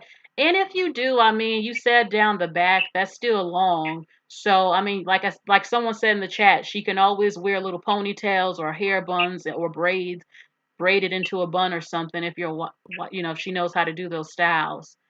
But yeah, I thank you for your call. Thank you for your time. I reached out in the chat. My handle on the chat is eyeball Torres. Just reach out to me. Okay. Whatever. Thank you. That's Thank real you. cool. I appreciate you. Thank Bye. you. Bye. Okay. Let me write that down real quick. Anybody else want to call in about this topic tonight?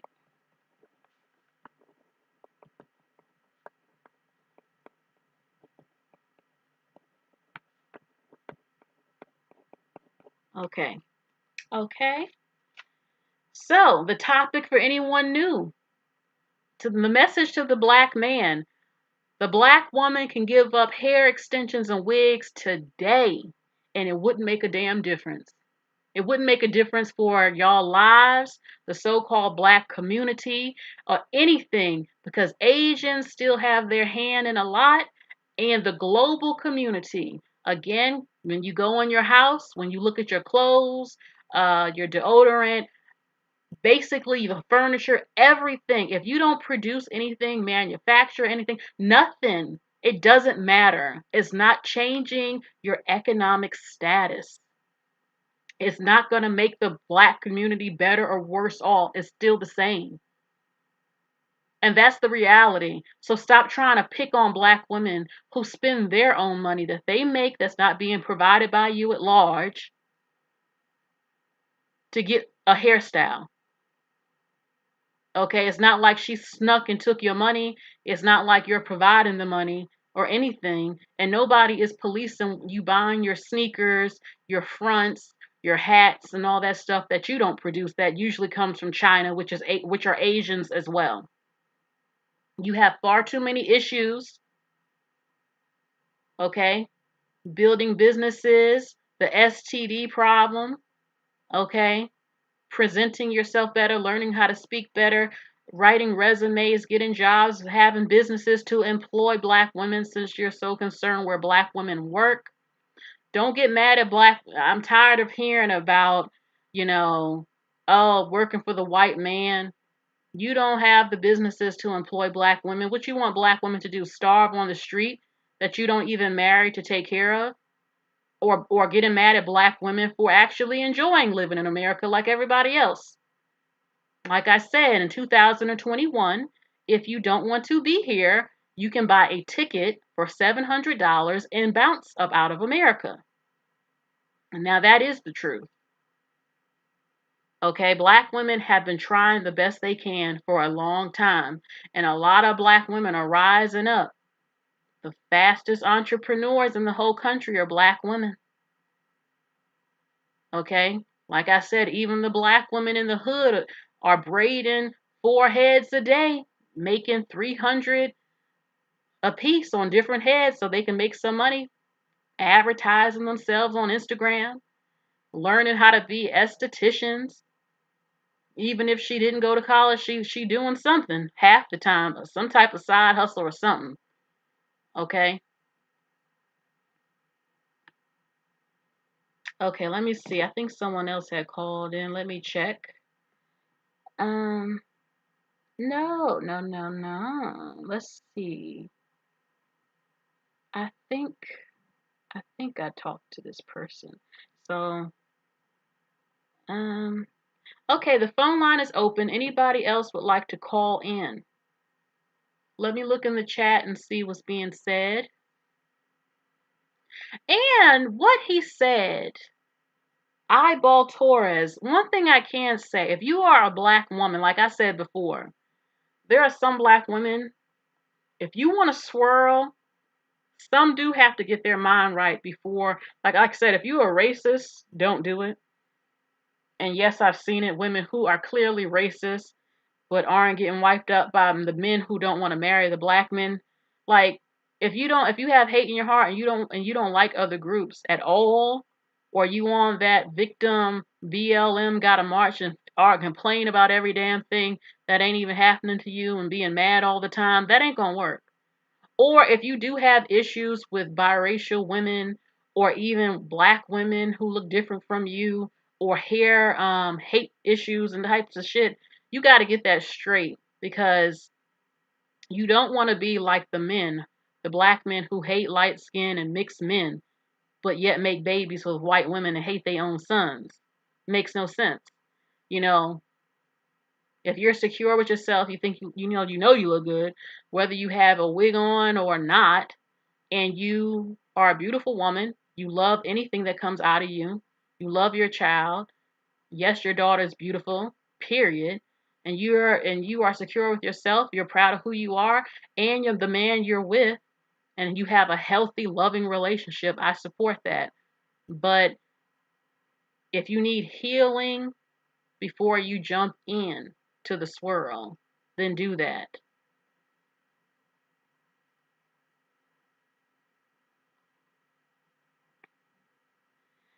Uniquely Vicky says, I knew some African women that bought a $400,000 house together in Texas and doing hair making thousands a day. Hold on. Thousands a day. Girl, I have seen black women with salons in their I went to one actually when I was a teenager. She had a salon in her apartment. She had the little chair that twirls and the little station. I've seen black women, you know those tiny homes you can get and put in your yard? I've seen some of them do that and turn it into a salon. Hello? Hello, Cerebral. This is Shelly. How are you? Oh my God. Hey, Shelly. Yes, I'm loving the topic. Let me just get right to the point. The whole wig thing and hair thing that we're going to talk about, they're full of ish.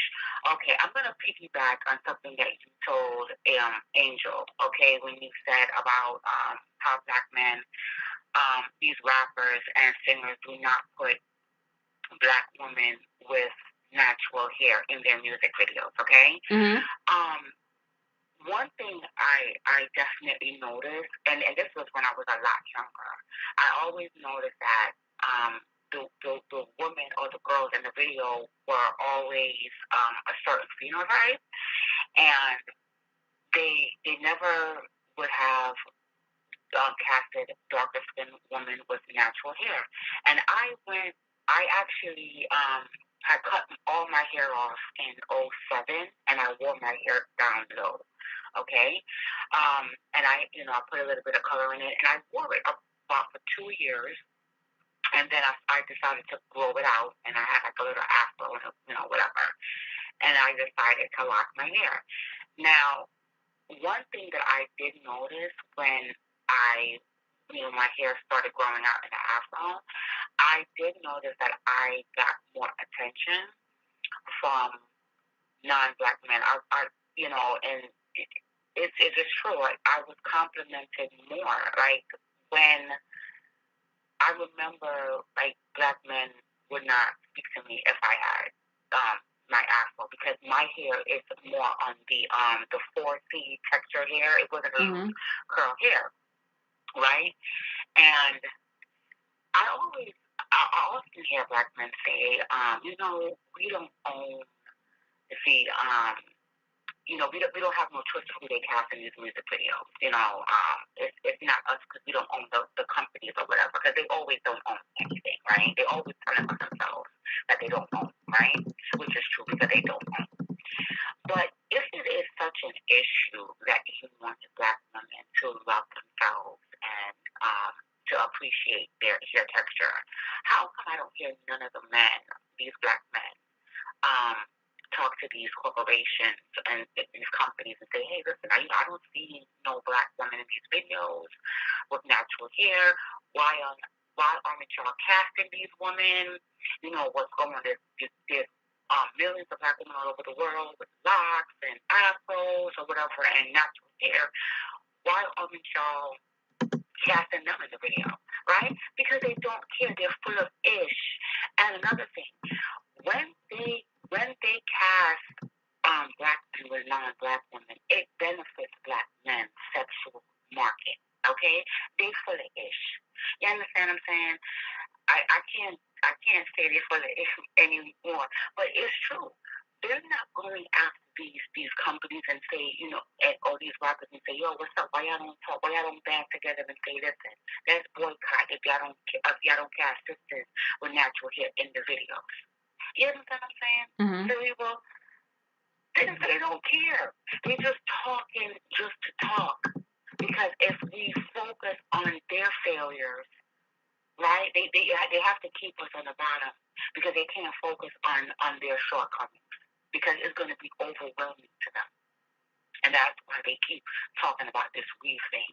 I have been places where I had my afro out where I'm literally I'm just sitting there or whatever and a woman comes by me with a weave and the black man will look at her with the weave. So for them to say that black women don't love themselves and why don't we wear our natural hair? Listen, if the woman if they feel that the woman is attractive enough with a weave or whatever, they would rather go to that woman with the weave. Okay, I've lived it, I've experienced it, and that's true. I say this, it's to me, if the black woman hated being black so bad, they wouldn't even be having their babies. Why would I birth a black baby if I hate how they look? I wouldn't even do that. I would not even give you access to my vagina because I'm not popping out shit that look like you. Okay? Or, so they don't even use their brain. Like, clearly black women don't have a problem with blackness because they damn sure wouldn't be having their kids. And I wish more black women would wake up and stop offering their wombs to these black men. Listen, marriage is an incentive. I know that a lot of some people don't want to be married or whatever. It doesn't matter, whatever. The point is, it is some incentive to that because it sets you up. If anything happened, God forbid, to the man, you would get the money, the house, you would get taken care of, and to keep on birthing, okay, their children, they're not going to change because you're not offering them any what's what I'm looking for what's the competition? You're not offering them. Nobody values anything if it's just freely given. Okay, nobody values it. If I walk past a restaurant and every day the person is out there saying, hey, look, this is my menu here. Take this, try this, okay? And you're giving me everything on your menu. I don't have any incentive. I don't feel like I have to come in and buy your food. You're giving me the food every day. You understand? But if you say, listen, this is the sample or whatever, you're like, wow, this tastes really good. And that's about it. And I'm going to come in there one day and buy the food. But if you just keep on giving it, and this is what these black women are not understanding.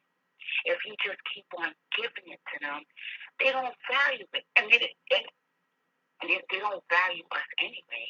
But if you keep on birthing them into existence, and let me tell you something, you might get mad, and everybody might get mad at me, but I'm going to be really honest with you, but I'm going to be honest. Oh, listen, shit. Oh. We got to, I'm going to go in. We got, listen, people are going to be mad, but listen, we got to shut it down. We got to shut it down, okay? We in 2021 and moving forward, we gotta shut the womb down. You understand? Because they too bold. They have too much egos. We can't be birthing them like this because they're not gonna learn. We have to shut it down. You understand? I feel that's the only way. They can't keep coming up in here like this and disrespecting us, and we're just taking it. Okay? Some of us are waking up, but it's not enough. maybe I don't have any patience. I don't know. Okay? Well, but it's not enough. I just feel like it's not enough. When you ask black women what do they want with black men, what do they do? Most of them will just tell you, oh, a black baby, but nothing else. And it's like nothing, they're just existing just to exist. You know, other people are moving forward and they're coming here, but they're not doing anything. And I saw on somebody's live when they said more black women, they get poorer when they get with the black man, and black men was so pissed about the article. But you know, you're not building anything, you're not working a number or making anything. I mean, I didn't hear black men start talking about this team building shit until black women started. We started with these videos and the interracial is going up. So now they're in a panic. They're either trying to shame you, saying nobody wants you, or saying, "Oh no, we need you. We a team. We in this together. You ain't going nowhere." It's like a team doing what? Because what you doing? You know? And that's good. Make them let them sweat. They have too much ego, and that's the problem. And let me just say this another thing too. I know this is a different topic, but you know what it is too. Why I have like so much resentment for them is because when I'm out and about, right, and I'm just going about my business, whatever, thinking about whatever. Why do these black men, when they were in black women, always look in your face to see if you're looking at them? And it's like, I'm just looking straight ahead, and I might not be looking at you. And even if I look at you, I'm not necessarily thinking about you or your girlfriend. I don't even know if that's your girl. Y'all could have just been walking together. They do this often. You understand? Just like the other day, I'm minding my own business. This is a true story. I'm minding my own business, and I think she was a white Hispanic or whatever. She was walking by herself. I didn't know that her black husband was to the side, right? She comes through the door. So I look up because I see through my peripheral that there was a shadow there. So I looked up, and she gave me an attitude. I'm like, all right. So I'm just standing there, and she goes by her husband. And I'm like, okay, yeah, that's another one of that. So I went out the door, and they come behind me, and they're staring at me to see if I'm going to stare at them. Well, and I'm just like, what in the world? Let me, Shelly. I had this happen. Let me tell you. I was at a store, and it was a black man with an Asian woman. They was in the car. I looked at them. They just kept staring at me. I turned my head and I'm doing my thing. I look, they still staring at me in the car. I'm like, why do I don't either? Some of them want attention. I just told someone earlier that one of black women's biggest mistake, the ones who used to roll their eyes and give attitude or go on and on about the black man, now you got basic, below average looking women, not black, who think they dime pieces when they with black men because they want us to get mad, like, I got your black man. Look at him, he with me. Like, you don't even look better than me. But they think that some of them, because they man is hyping them up, or some black women that's still on the black man be looking at them, so they think we all care. I don't care. One time I was at the nail salon. This Asian or Hispanic or something, I don't know what she was. She had a half black baby, and she had a newborn and her little girl. I just looked at her, and I'm getting my nails done. I saw what she did. She sent her little girl over with the newborn baby, putting it in my face to look. I wanted to curse her little ass out, but I didn't do it. I wanted to say, what makes you think I give a damn about y'all having half black babies? Like, are you trying to make... I'm not a racist. I don't care about that shit. I knew what she did. And I'm like, honey, your man probably ain't even got shit, because most of them don't that you got, and probably ain't even my type physically, because a good number of them aren't, that I see with them. And we don't all care. We some used to care, but they've gotten used to it, and they let that hate in their heart go. They don't care. The black man want to go, let him go. I never understood when they said, "Oh, you stole him from us." You ain't steal shit. He wanted to go. The man chooses. He chose her. He chose her. So go on, because half the time we're not losing anything any damn way, and we don't all care. But some of them like the attention. They want the attention, or they assume we all hate them, which is ridiculous. some black men will look because either they think, oh, here the black woman go, yeah, she mad, or look, look, yeah, I got her. Look, yeah, I left y'all asses. Look, or yeah, or unattractive black men will swirl to feel more attractive because if you look like you hate them, he thinks he look good now. Oh, she want me. Yes, they didn't want me before because you wasn't cute or didn't have anything, but now I got this white girl that's dealing with me. Yeah, now look at her get mad. I'm something now. Yeah. Like I don't give a damn. I hate that. And this is why I say for people, black people, we gotta shut it down. We can't keep on birthing them and having this disrespectful method they give us all the time. They one way or another they gotta learn. Because if I don't open up my womb and you come forth, you don't exist, boo. So with that, have a good night. I love you. You're doing a great and thank you. job. And you know what else I want to add? The black man doesn't realize it's the black woman, the dark-skinned black men. Black women was the ones hyping them up, going on and on about chocolate and dark skin. They're the reason why they became popular. They're the reason because other groups of women, somebody real dark skinned, they wasn't trying to bring that in their family with all the shit that be going on, the colorism globally. They wasn't trying to date no dark skinned black man, but the black woman made the mistake of making the black man like a woman.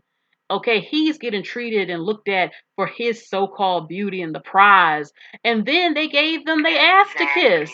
You the woman, not him. The woman is the beauty of the race half the time.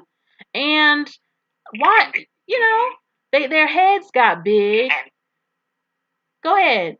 And this is why I love the divestment movement with teaching us black women to be women first, to take care of ourselves, to put ourselves first, and stop going out there and moving for men that is not reciprocated. And even when I was in that fog, that brain fog, I didn't even realize.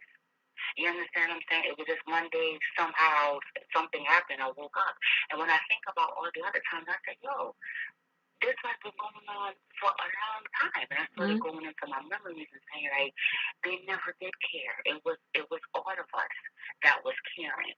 You understand?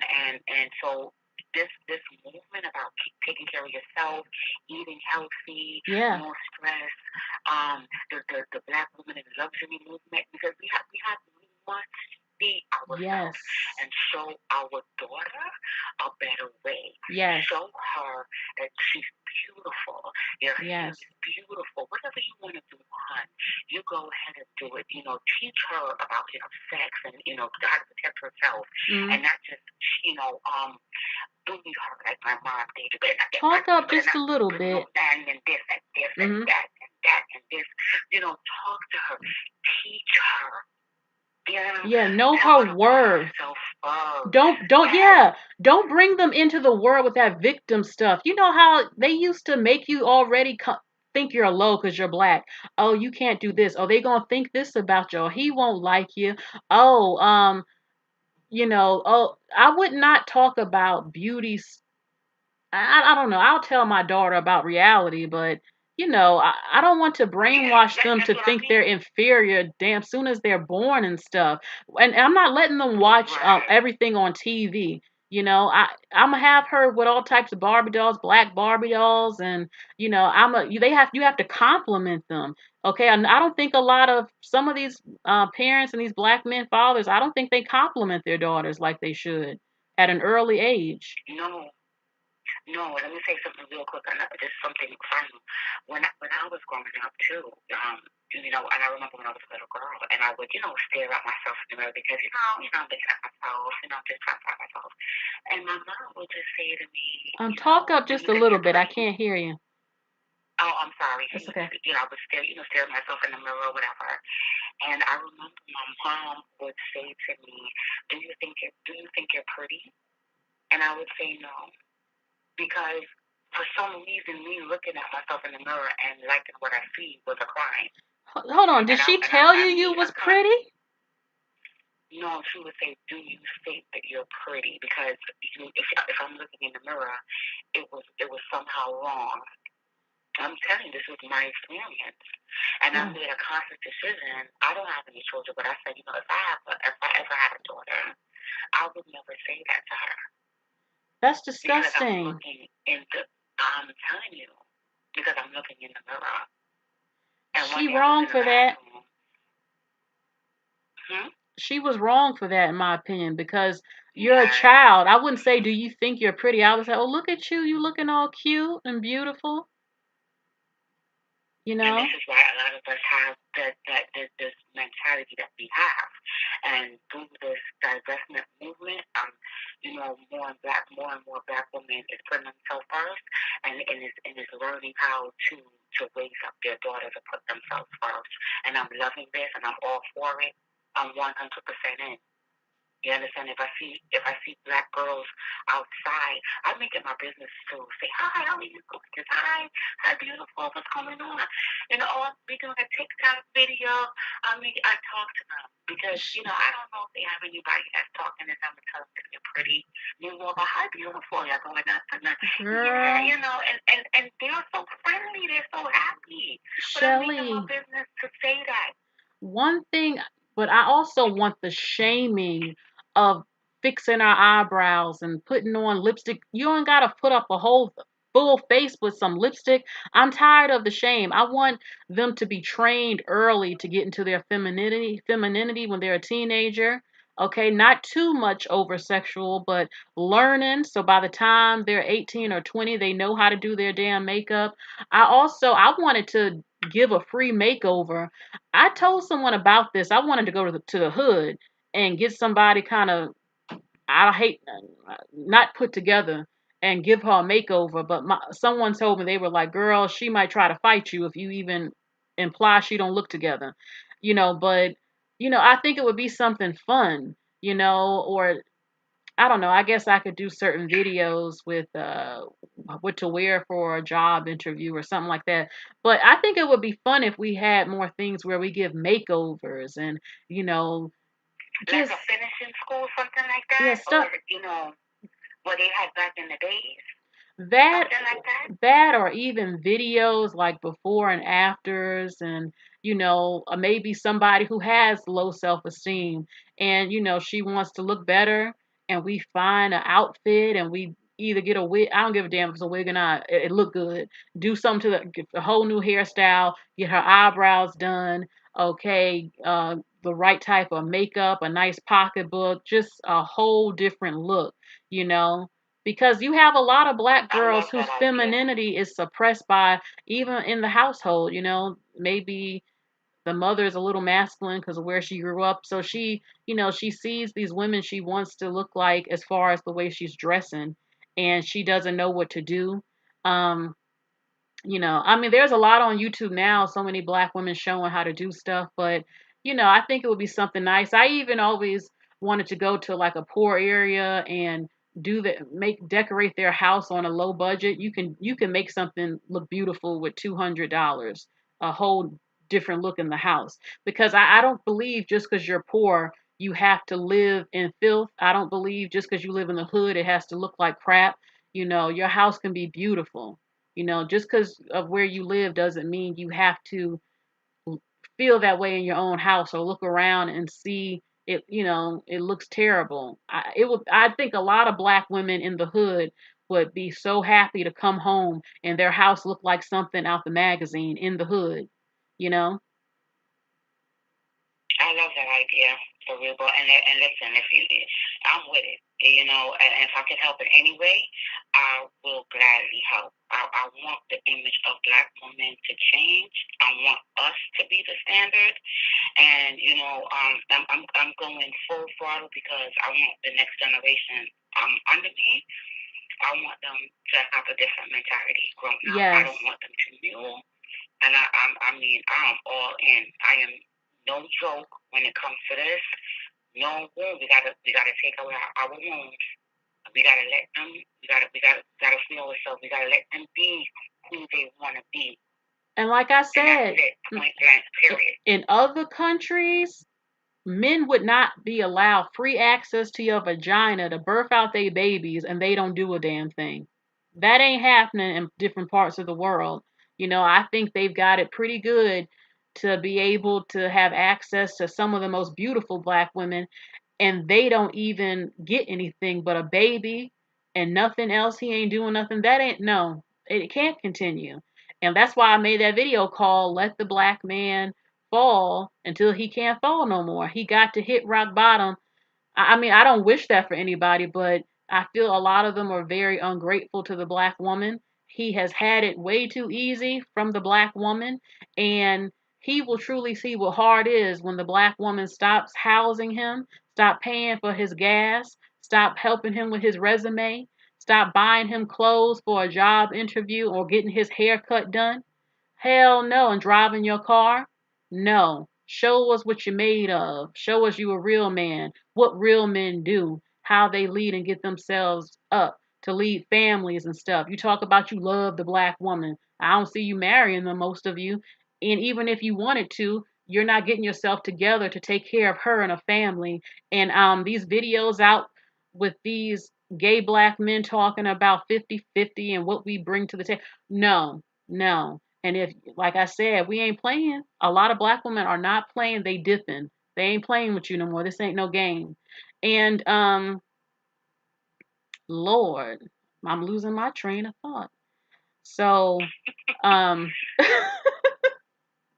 Listen, let me tell you something cerebral, okay? I wish they fall to the bottom. I don't care. You understand what I'm saying? That's how serious I am. I don't give a damn what anybody feels. That's what I wish. Okay? And with that, have a nice night. Thank you, Shelly. Bye. Okay, y'all. My phone is on low, so I can take one more call. Who wants to call in? And look, I have this picture when I was talking about the black women with their salons in their house. She got her home salon, this woman. Braids by Ebony. Braids by Ebony. Hold on. I just wanted to show. There's a lot of them. But she has her little washing station. She has her own, the shampoos and conditioners. And on the side wall is all the hair for the braiding. She has her little mannequin head. She has the dryer station. I saw a few more, a little bit more decorative and stuff. But hey, she's making her damn money. If I knew how to braid hair, I would be doing that on the side. Because you can, I mean, shoot, 200 a head, do 4 heads a day. You know, I see so many black women on Instagram, and that's a smart thing to do, promoting their salon or they're doing hair, taking them pictures, um, customizing units for people, doing cuts. Half these damn stylists are self-taught. They watching YouTube videos and then getting the little the cosmetology head that they use with the real hair and curling it, learning how to use the flat iron to make curls, um, learning how to cornrow, okay, learning how to do the crochets, all types of stuff. I just saw a little black girl. She had to be what, 8? I couldn't believe what I saw. She did her little girlfriend's hair. It looked like a professional did it.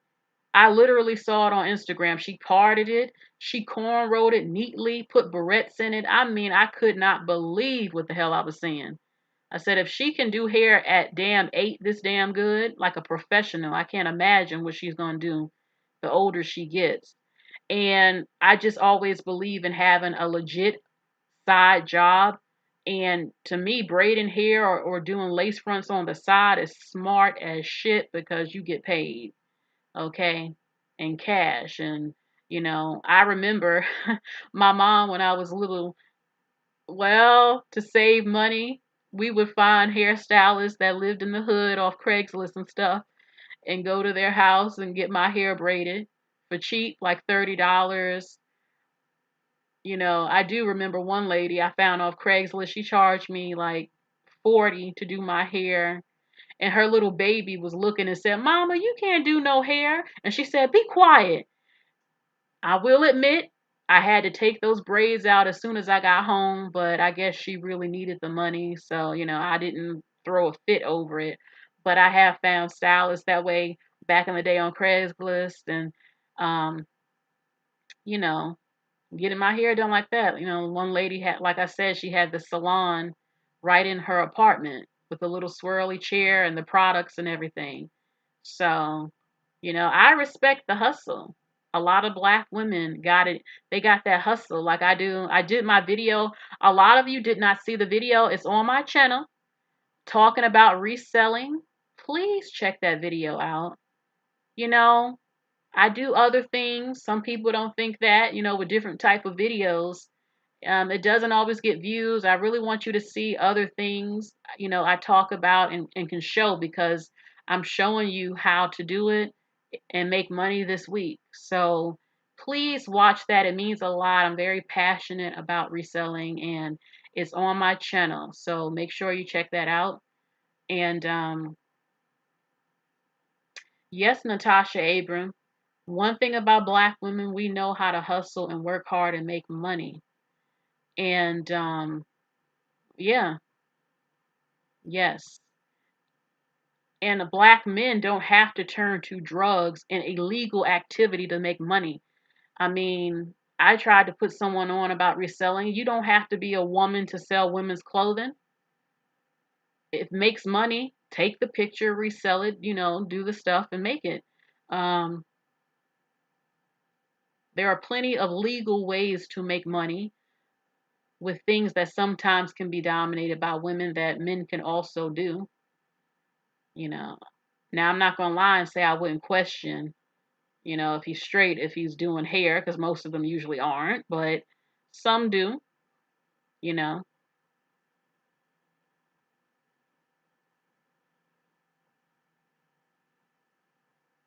So, yeah, that home salon is really smart. Even if it's not in your garage or apartment, it could be, you know how you can buy those little sheds for like $100 to $200? I know that's very popular in the South. They have them all over the place in the South. You can buy that and convert that into a salon real easy. You could do that. Or the mother-in-law house that's usually in some yards in the South. You can make that into a whole hair studio. Or make one part of that house the salon and the other part of the house your business, something else you got going on. I see a lot of women now working in salon suites and making it over. Ooh, I know that's so much fun. So much fun. I'm trying to maybe pull up something else I wanted to show, but I might just talk about this lady on a different video. But the phone line is open. Anybody, not a lurker, want to call in and share what you have to say about black men who keep in their videos on YouTube or calling into people's shows, always complaining about, oh, black women giving the Asians they money at the beauty supply store, as if they don't spend money with Asians and non-black people every single day they go out. Their clothes, their food, their utensils, what they cut their hair with, I mean, their toothpaste. So I wonder what's that all about, and why do they like to pretend as if the so-called community is going to change just because somebody ain't buying a wig from somebody or some hair grease. As long as you're in this country, black man, and your neighborhoods, usually the men and women who have their businesses are not you. Wow, she didn't buy a wig this week. You're still broke. And I'm not saying that to be funny. You're still at the bottom. The black woman keeps being dragged down with you who want to stay. Some aren't, though. They're doing the best they can. But what's changing? The white woman has not been a status symbol or a prize for you. The ones who say that, Nick Cannon, because nothing has changed. Your mortgage didn't change. You didn't get a raise. You did not rise up just because you are dating or screwing one, and that's your choice. Who I don't care about that. I don't hate on the women, but nothing has changed.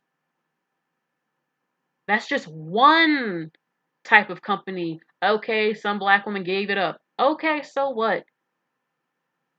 As long as you are not building in order to build, for the delusional black men on some of these channels who love to say stuff isn't important, as long as you don't have companies, you don't get along with all races, you want to be mean, you want to be racist in a world where most of the groups you hate are the ones you have to do business with and who produce things, and you just shouldn't be hateful anyway, and you refuse to acknowledge the black African man's role in slavery, just stop the bullshit. It's 2021. It's just time to let certain things go that ain't been working, that has not helped you.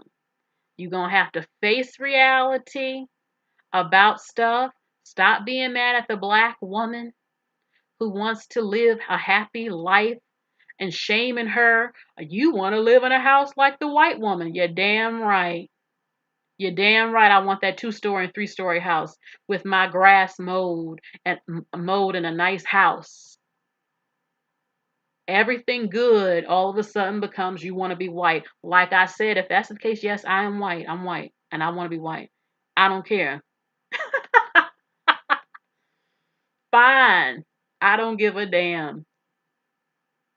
Because not everything white is so damn bad, as you say. But ironic, it's weird because every group that comes here wants the American dream or a piece of it or works for it or wants a nice happy life and all this type of stuff.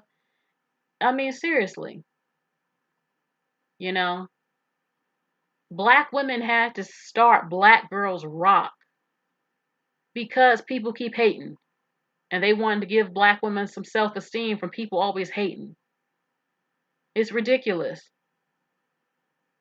And I'm tired of seeing the hateration with some of you who keep trying to police what black women buy, but you ain't supplying nothing, and you buying shit too.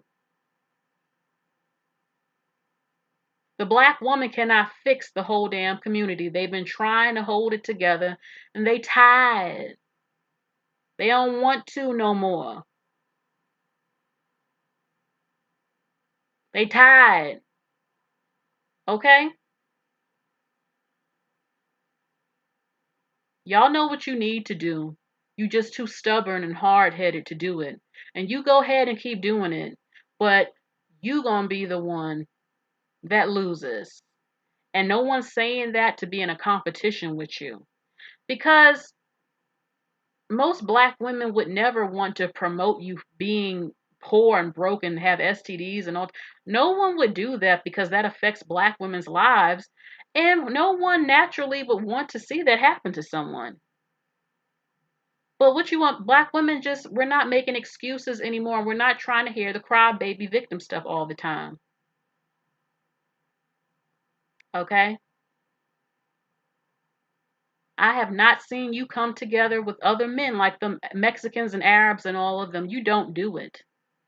And when black women publicly talk about it, you get all mad. Oh, we need be a team player solution. It's been, I have that Nanny Burroughs video I'm going to redo. It's been a fucking 100 years. How much you want black women to keep saying? People have been saying the same shit for over 100 years. Black women have been trying to uplift black men forever. King this, king that. It ain't work. And the black men that try to help, they still ain't got sense, half of them. They too racist, they too delusional. And they don't believe in protecting the black women with laws. And they don't confront what they have done historically. They have the spirit of pride real bad. I mean bad. I could go in with a lot. You still have the black women holding on. Half of them that's doing it. old, holding on for a black man, still ain't married, but still making excuses for them. Seeing their daughters and granddaughters go through the same shit, but won't support them dating any race of man. Repeating the same cycle.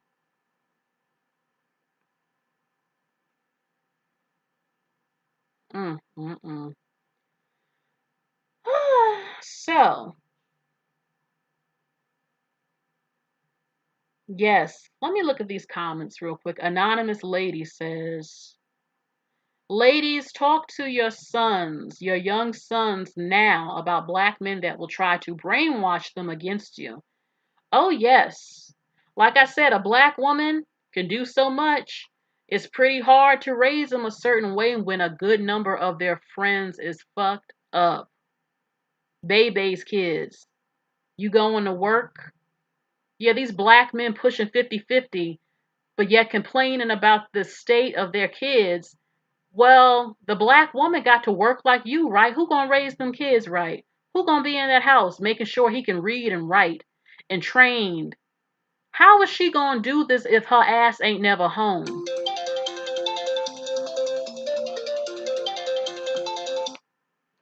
Shit. Um, hello, Ruth. Hello? Hello, can you hear me okay? Yes, hello. Hi, Cerebral, how are you? I'm fine. Is this Ruth? Yes. I think this is the first. Has this the first time you ever called? Yes, it is. Okay. Welcome. I always catch you like on the tail end of your live, so I was just like, oh, well, let me go ahead and call in today. Welcome. Thank you. So, I kind of came on the tail end of this one too. I think we were talking about like black men with black women wearing weaves and stuff. And so I done hair for many years, and I will say, like, of course, as most women know, everyone wear weaves and wigs and all of that. And I've often done like Hispanic, white women. I've always put weaves in their hair, and it's just always amazing to me. Like, you'll see them with clip-ins or whatever, nothing's ever said. But sometimes, even like when black women wear their wear hair, if it's like long or whatever, it's the automatic assumption that it's a weave or a wig. And I don't know why black men focus so much on black women's hair. Like, it's not your business. It doesn't matter. If you like it, you like it. If you don't, just keep it moving, you know? You know, let me tell you, one of my relatives has a friend. She is Creole, and you know, she's a black woman. But she has very long hair down her back that's naturally looser. And she went into the store in the beauty supply, but it was a black man working there, and he refused to believe that was her hair. He kept telling her that ain't your hair, and he was dead serious. No, it ain't. It ain't your hair. Oh yeah. And oh yeah, they want to examine it and everything. It was a girl in my school. She was brown, darker brown, hair down her motherfucking back, like the near her ass. She ended up cutting her hair. I heard it was because she got tired of people fucking with her because they wouldn't believe that was her hair, you know. Mm-hmm. But she had long hair, and some people hated the shit. She was very pretty, and people hated the shit out of her because she had that long ass hair, and some people didn't believe that was her hair. There was another girl I met in school, very dark skin, looked kind of Trini to me, bone, just about bone straight hair, and I thought she was from Trinidad. So I asked her that. She said, "No, I just have some Cherokee ancestry." But I'm pretty sure a lot of people would never think that was her hair. They wouldn't. Mm-hmm. But go ahead. And it's like, why is that the automatic like assumption? You know, is that if you're doing if you do, you're doing if you don't. It really actually like doesn't matter. And so they're constantly focused on our hair. And then if you wear your hair, oh, okay, straighten your hair or do this to your hair. But you say you want it in its natural state. And then you always have extra comments. It's just like always something. So it's like, I just feel like women just need to wear their hair the way they choose, the way they feel most confident, and just go where you're appreciated. Like, if that's what they want to focus on, just know to keep it moving. Okay. So why do you think so many black men all over YouTube, even now going on channels, keep bringing up, yeah, you giving them Asians all your damn money buying hair wigs and shit and weaves and stuff. Yeah, you fucking up the community. You holding us back doing that shit. What's your opinion on that? Honestly, I just think that they want to continue to try to like bring down like our self-esteem or something of that sort, because they really have nothing. And I feel like black women, they're getting to the point where we really don't care. Like at this point, we're almost rather be single than to care about what a black man thinks, you know? It's just like, okay, so how does that really affect you? It doesn't affect you. Why does our hair concern you so much? It doesn't. It doesn't do anything to you. But yet you want to focus on that. And if it's not that, they want to focus on something else. But I feel like it's something that still kind of trigger black women. But I think like black women are kind of getting to the point where they just don't care. Even I know you was talking about like the 50-50 conversation. Like a lot of women make more money than men. We're like one of the highest educated groups, and so we were already making more money. You know, we're already going to be bringing more to the table. I feel like women are getting to a point like it's like, okay, well, if you don't even want to do the bare minimum, where I feel like a lot of black women were, where we were taking care of men most of the time back in the day, like now I see like even a lot of my friends, they'll choose to be single than to be on a struggle bus nowadays. It's just like, no, you know, I feel like we're not putting up with it anymore, and they're seeing that, and they're trying to tear us back down or bring us back down a notch, and it's just not working because this topic has been brought up so many times. At this point, it's irrelevant. Nobody cares anymore. They keep saying it's the white man. He's why he can't do nothing. You know, we need to be patient. You mean patient for another fucking 1,000 years? But you know. Exactly. And that's just a whole bunch of BS. So I work in a university, and there's plenty of black men that I know, and they're complacent with staying in their positions. Okay, I've been there for like several years. There's this one guy that I know. He's been in a position for almost maybe about like 15 years, making the same amount of money. And I'm just like, why don't you ask for promotion? Why don't you try to, you know, find something else? Like, why don't you do this? But it's like, oh no, I'm just comfortable. I know this. I hate, you know what, that, let me tell you. What are you doing? That makes me mad. I've known black men like this where, you know, I hear what he's not, his position. I like a man that, okay, you're in this position, but you literally have making moves to get out of it. You have a plan. Not, oh, I accept this position. I accept my lowliness. I can't deal. No, that turned me off. I can't deal with that. Even, I just can't. I need to see the hunter. I need to see the leadership in you. I can't deal with you being happy, being real broken stuff, because you put one, if you get married, you're responsible for me too. My life is in your hands. If you want to be the leader, as they say, how can you can't lead me this way? I'm sorry. It's unattractive.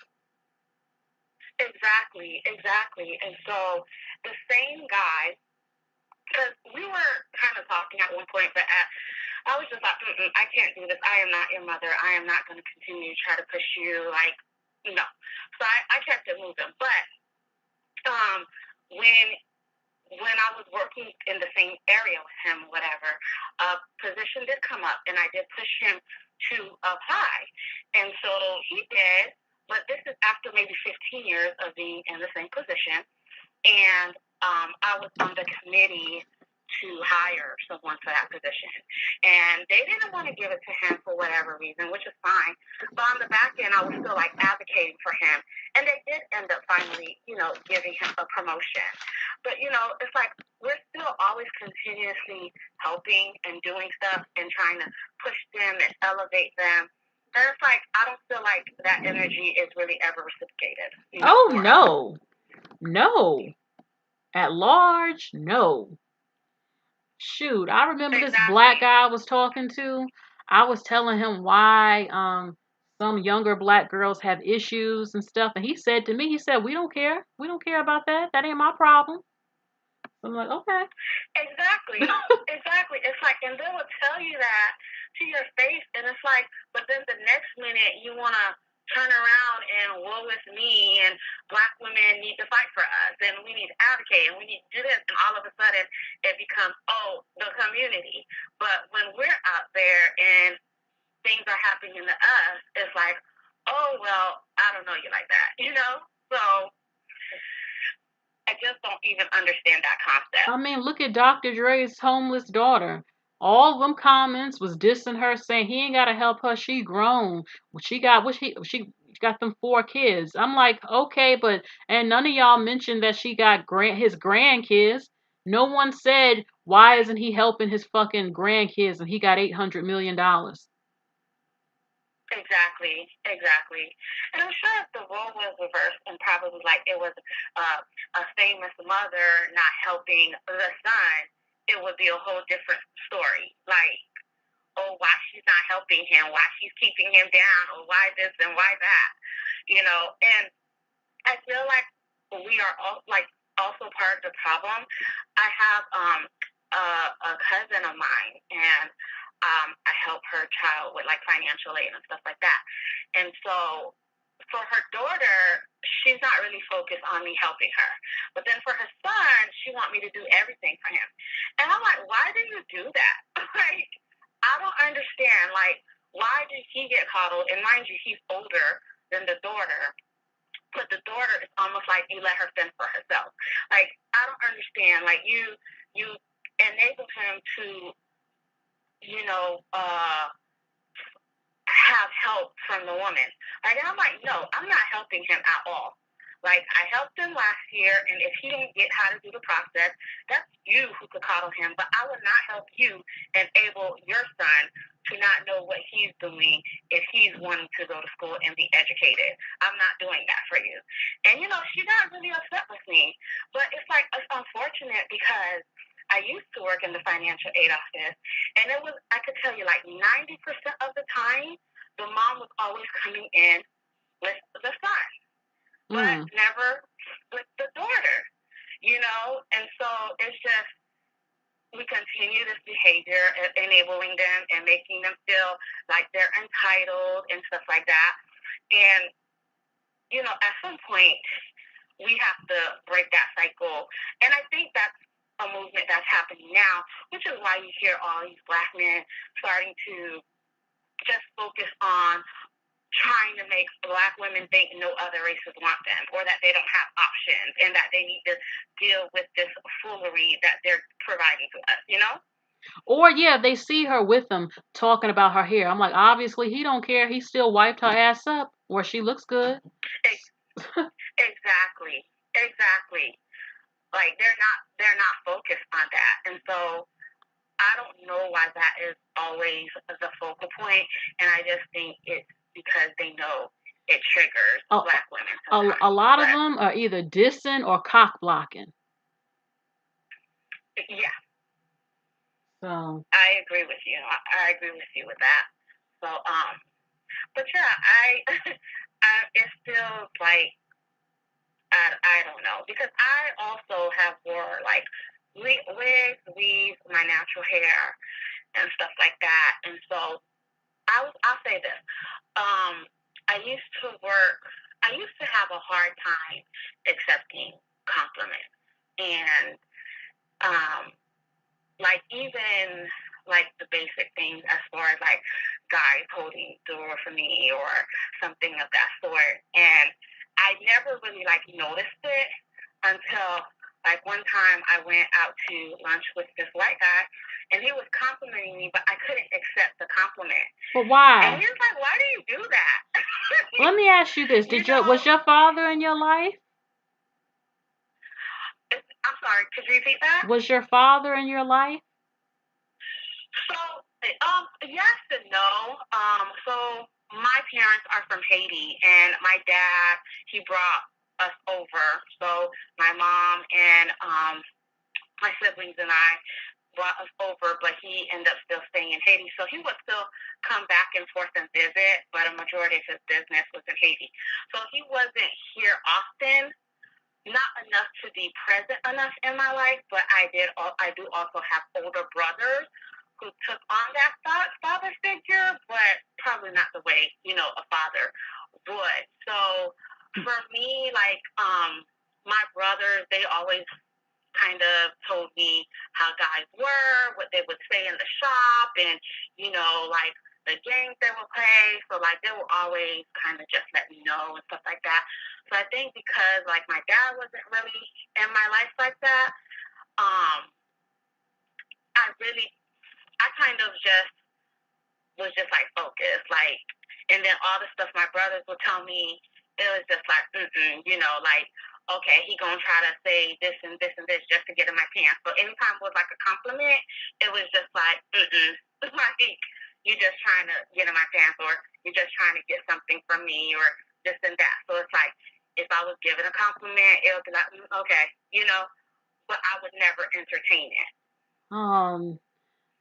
That ain't good. I mean, all men, it doesn't matter whether he's a thug or a so-called good one, they all want it. Because that's what they are. And women want it too eventually. I mean, we're humans. But all men are going to want it, period. But did they suppress your femininity in your family? Well, no, I wouldn't say that. I think I just probably like picked up my own definition of things. I didn't realize I was doing it, but I was always someone who always like wore makeup, do my hair. My mom always told me I was beautiful. My brothers, they're good guys too. Both of them are married in their children's lives and been married for many years. Excuse me really quick. Let me address Ricky Lake. You said a lot of times the father is not a good example. Yeah, I do believe just because a man in the house doesn't mean anything. Is he a man? His presence isn't enough. You don't like the father not being in the life as an excuse. Yeah, the reason I brung that up because I wonder, did her father compliment her? Did he give her self-esteem? Did he make her afraid of men? So that's why I asked that. Okay, I'm sorry. Continue and good night, poetic expressions. Go ahead. You're fine. And so yeah, for me, like my father, he was in my life, but I wouldn't say like he was like present. But it's not that he like didn't compliment me, whenever he would come from Haiti, he would always take me and my sister out, do things with us and stuff like that. But I think maybe seeing my mom was still here, and she was struggling, and just kind of seeing some of the relationship around me as far as like friends and stuff goes, like I think that also started to put like a negative view. And I didn't realize I was doing that until it was like mentioned. So I don't do that anymore. Like if you compliment me, I can, take a compliment and I don't mind like stepping aside for the guy to hold the door open, stuff like that. I didn't realize that subconsciously that I was doing that. Okay. So, okay. It's compliments is a wonderful thing, it makes you feel good, but you do have to watch out for the predators and stuff. But so what do you think more? Tell me a little bit more. I'll give you 3 more minutes. Tell me more. What do you think about the black men who are policing black women's spending with their own money on getting their hair done, and who lives in delusion that he owns nothing himself that's on his body at large in his home? So what's your message to that? Do you think that it would make a difference if black women stop going to a beauty supply. Would the black race in America be any different because of that, as far as economically? No, I don't. I really don't think that it matters, because if it's not one thing, it'll be another thing. Like, I really don't think when them policing us is gonna do anything. I just think it's just them wanting to speak, and I feel like women we give them too much control over having an opinion in what we do with our money. As many others say, like, we don't. They spend how much money on Jordans? They have how many pair of Jordans or shoes that they have, or whatever chains or whatever they decide to get. That they spend money on. We're not policing every single thing that they're spending their money with, or their woman's money with. So why are you so focused on what we choose to spend our money on? Yes. Also, if there was a so-called black community, well, most women need a salon to get their hair done, and men need a barber shop. And, you know, them products in there, the braid in here, who makes it, manufactures it, the hair products at large, even if you have dreadlocks, the products, the barber, who made the clips, all that other stuff, the paint to paint the wall, where did the wood come from? You know what I'm saying? So they need to stop the delusion. Okay. Also, Exactly.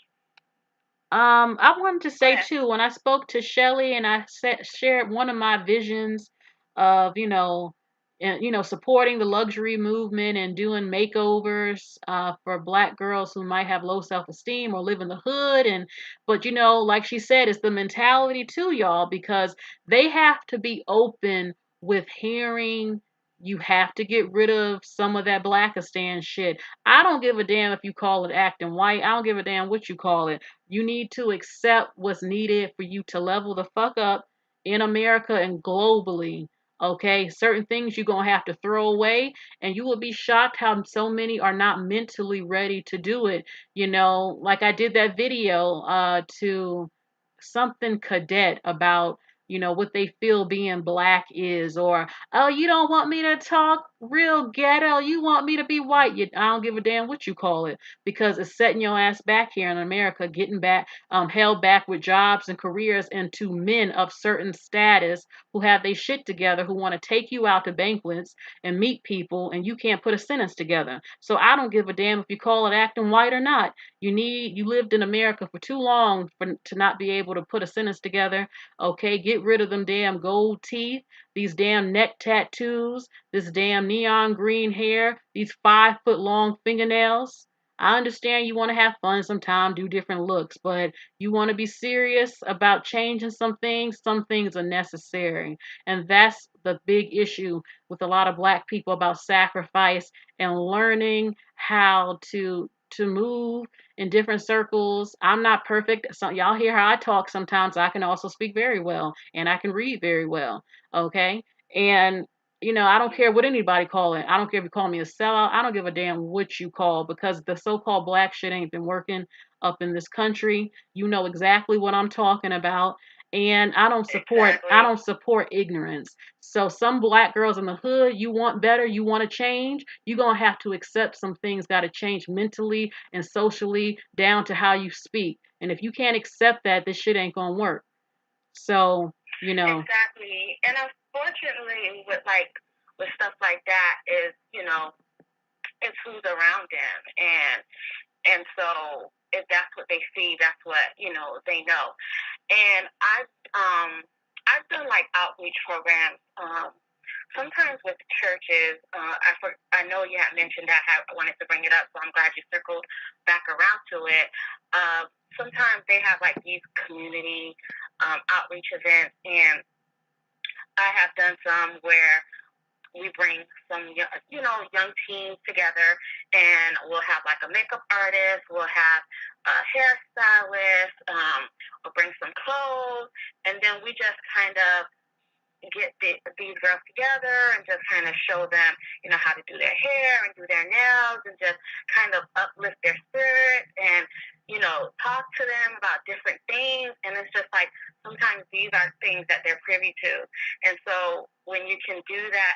offer that. It just kind of gives them something different to look at and look towards. And so I know sometimes these communities, like, they do stuff like that, but I just don't know if what they mean specifically. Like, for the ones that I've done, it would be like women empowerment, and it just so happened to be like where moms would also bring their daughters, and so we get to offer our services for free and just kind of bring them some stuff and donate, and it's a really good time. So I think something like that would definitely be beneficial in what you're looking to do. Okay. So I agree. So I thank you for this call. Okay. Thank you so much. Thank you for having me. I appreciate it. It was a good time. Thank you so much. Bye. Thank you. Have a good night. You too. Bye. Y'all, it's 1:17 a.m., but I've had lives for like 6 hours before. We are 3 hours in. This has been damn good. I'm willing to take another call if anybody wants to call. But yeah. Black people got to stop trying to support the ratchet way, because that hasn't helped black people. It hasn't, not one bit. Stuff they say, oh, that's white, so what? It ain't always bad. So, and I hate it. I am American, and I'm tired of being made to feel ashamed by some people who got a. I didn't live in Africa. There ain't nothing wrong with accepting being American and that you have very similar ways to other fellow Americans, regardless of race, certain things. This is the country many people want to come to and do come to. And there's a such thing as etiquette anywhere you go. Like I said, some want to be rebellious and they want to be the opposite of everything that is decent sometimes, just to prove I'm different, or, oh, I'm black, so I got to be the opposite of this, because, that means you controlling me. If I actually dress, correctly for a job, my pants is up, I speak correct English. I mean, it's ridiculous. And then y'all get mad about the state of the so-called race and all this other stuff. Like I said, get your own businesses, learn business, then you can do what the hell and dress how the hell you want in your own business. But then again, who's gonna come to your business when they come in and it's a clearly ghetto business? Nobody ain't gonna take you seriously.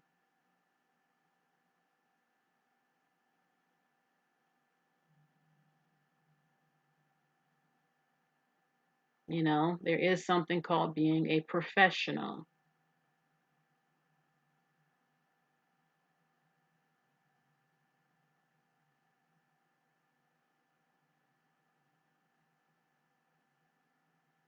I remember one young woman who called in, I think she was like 18, she said, ooh, hold on. She said she was called bougie just because she wanted her man to have a job. I'm like, what?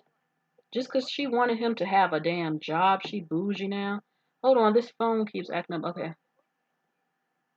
This is the last call, though, because my phone is dying. Hello? Hi, I'm Emily. I spoke to you a long time ago, and I was just calling. I wanted to just tell you thank you so much for the suggestion of looking into reselling clothes and kind of doing your own business. Because now I'm actually sitting here as you speak, because I heard your video earlier a few days ago, and I have actually bought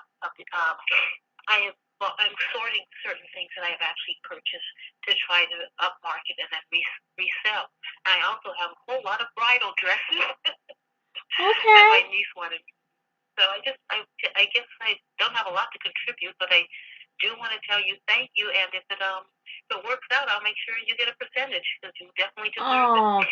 You don't have to do that, but I thank you. Thank you so much. Listen, my email should be in the description box. I can give you some advice and some tips more tips and stuff about reselling, you can reach me, you know, leveled up 123 at yahoo.com. And, I even still learn things with reselling. I was talking to some, I didn't get the information, but one lady said in this social group that she sends the wedding dresses into a company that will sell them, and then she gets a commission. But I've sold a few. I wouldn't say a whole bunch, but I've recently got more into selling the bridesmaids dresses, especially size 14 or 12 or 16.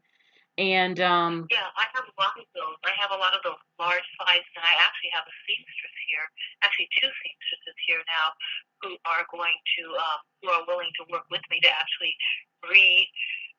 if they need to readjust them, alter them to fit, to fit the ladies, the heavier ladies, because anybody can find a size 4 wedding dress, but finding a size 24 or 20 is kind of hard. And I truly believe in no wedding, no womb. So this is my contribution to, this is my hopeful contribution, giving low cost but high quality wedding dresses.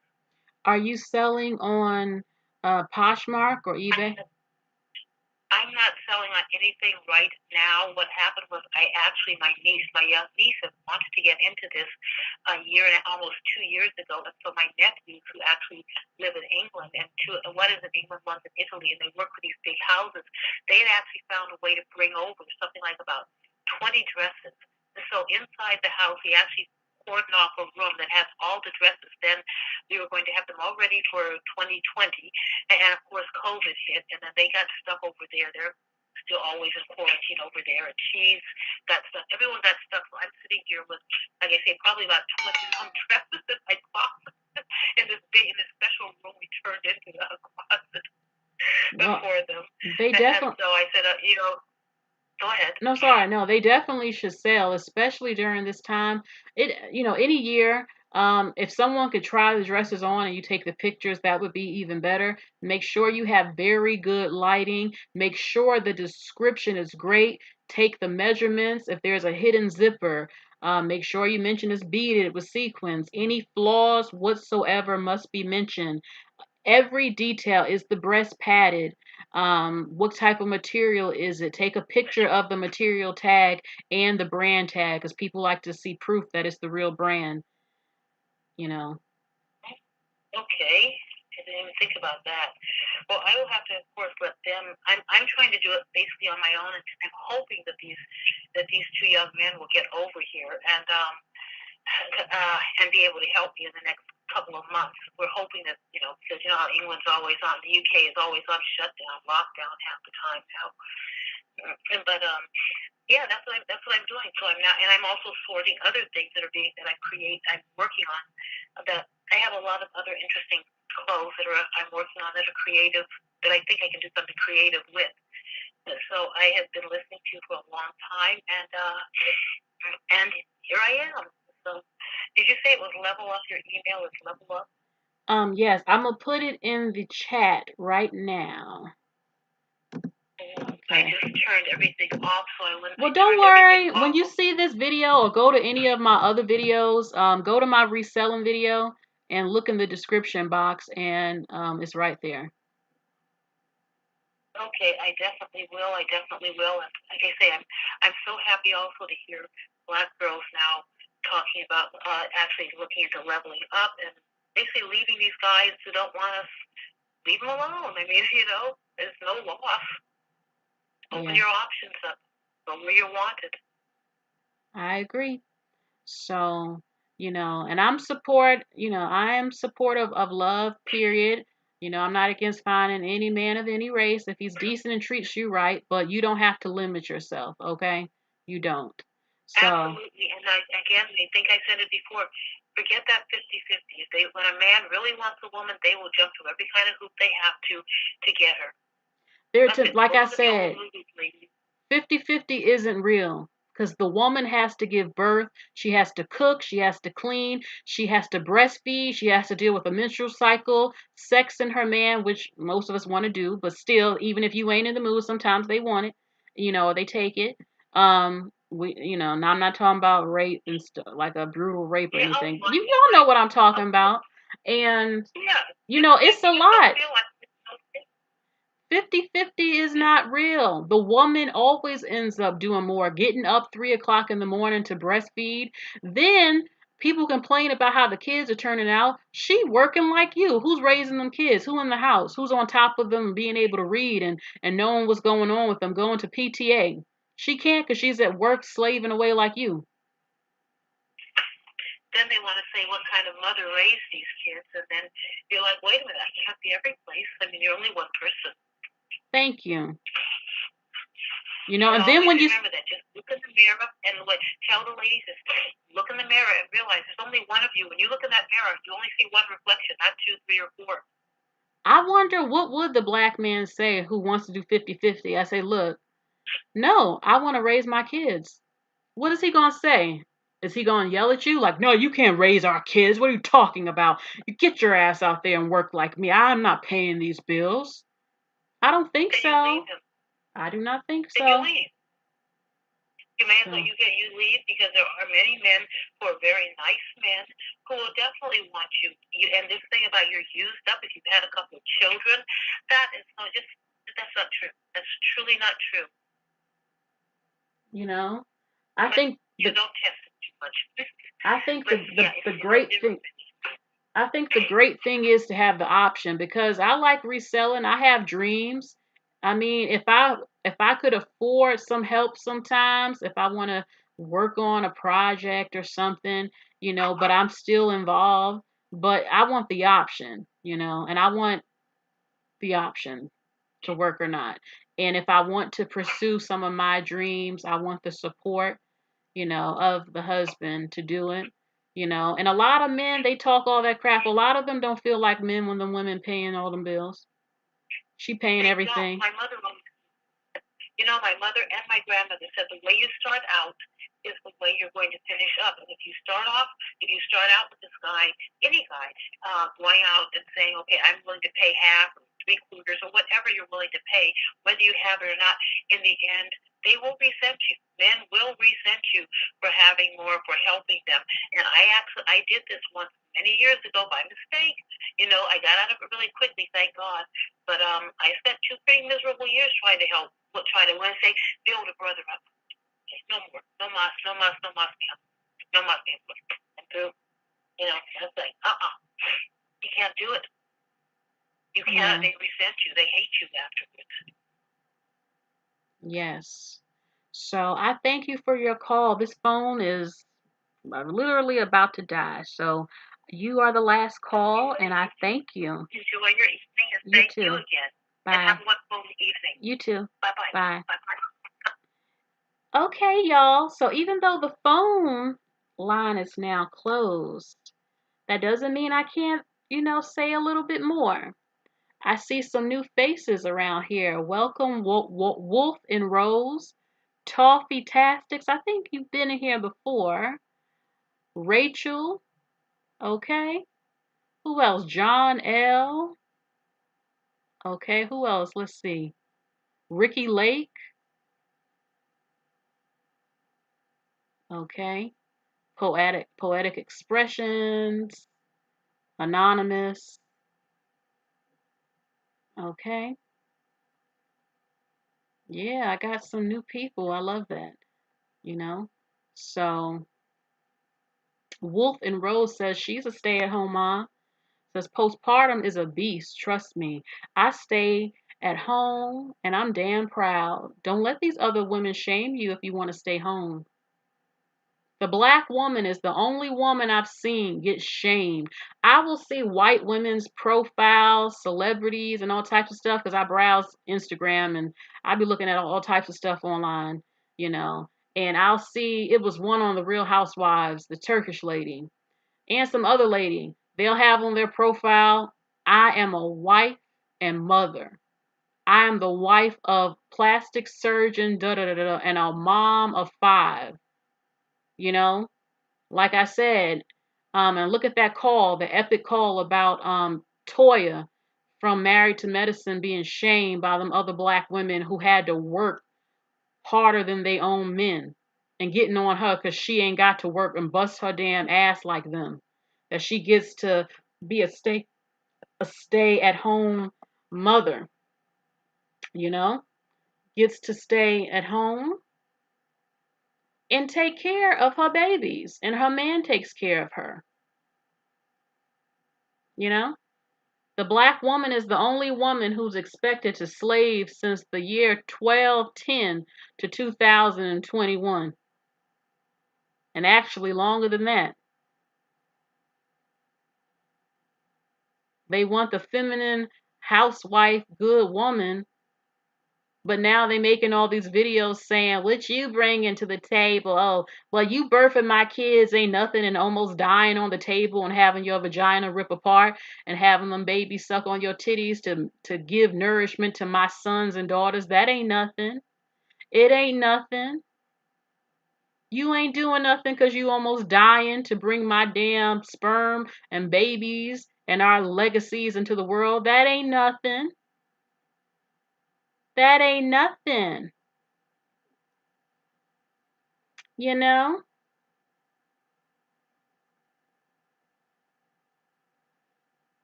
You breastfeeding ain't nothing. You dealing with a period.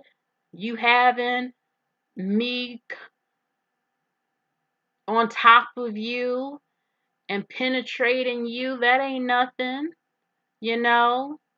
You cooking and cleaning my favorite meals and keeping our house clean. So when you have guests over and when you come home and our kids is raised in a nice clean house and teaching our babies how to read and be good in school and have manners and washing my drawers and ironing my clothes, putting them in the closet, satisfying, loving me, you know, that ain't nothing. That ain't bringing nothing.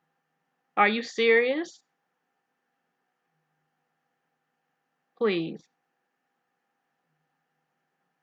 You sacrificing your life, putting your dreams on hold, and being all about me and the family, that ain't nothing. You ain't doing nothing. I bet you if all women leave, you will be crying. Who you got to hold at night? Who you got to sleep with? Who you got? Tanya TKO had a video that was so good about men are paying for the girlfriend experience. I heard about that because nothing can replace the love of a loving woman, and men need it. The same way a woman needs a man to hold her at night. I'm not one of those women who is ashamed of saying I desire a man, I like a man, you know, I like love and being taken care of and being his baby and he's my baby and rubbing his back and kissing on him and pleasing my man. Okay. The problem is a lot of men don't get it now because they don't do what they're supposed to do to bring that side out of women. You know, a lot of these men don't know nothing about love, some of them. They too cold-blooded. And that's why they don't get warm hearts anymore like they used to. You know? And I'm sad to see some of these women on here, how they've turned because they haven't gotten that, compromising their femininity, you know, calling themselves females every time they talk to men, in agreement with them like they some dog off the street. You know, because I'm a female and I don't do. I saw that on that video that's been circulating with that man who was clearly gay with that Christian Dior head wrap going in about I can hire a maid. I can hire a maid to, you know, do those things you supposedly gonna do. You know, ridiculous. Absolutely ridiculous. So, what's wrong with saying female? Women, we never called ourselves female. This is some recent shit. And that's because these men, usually black men,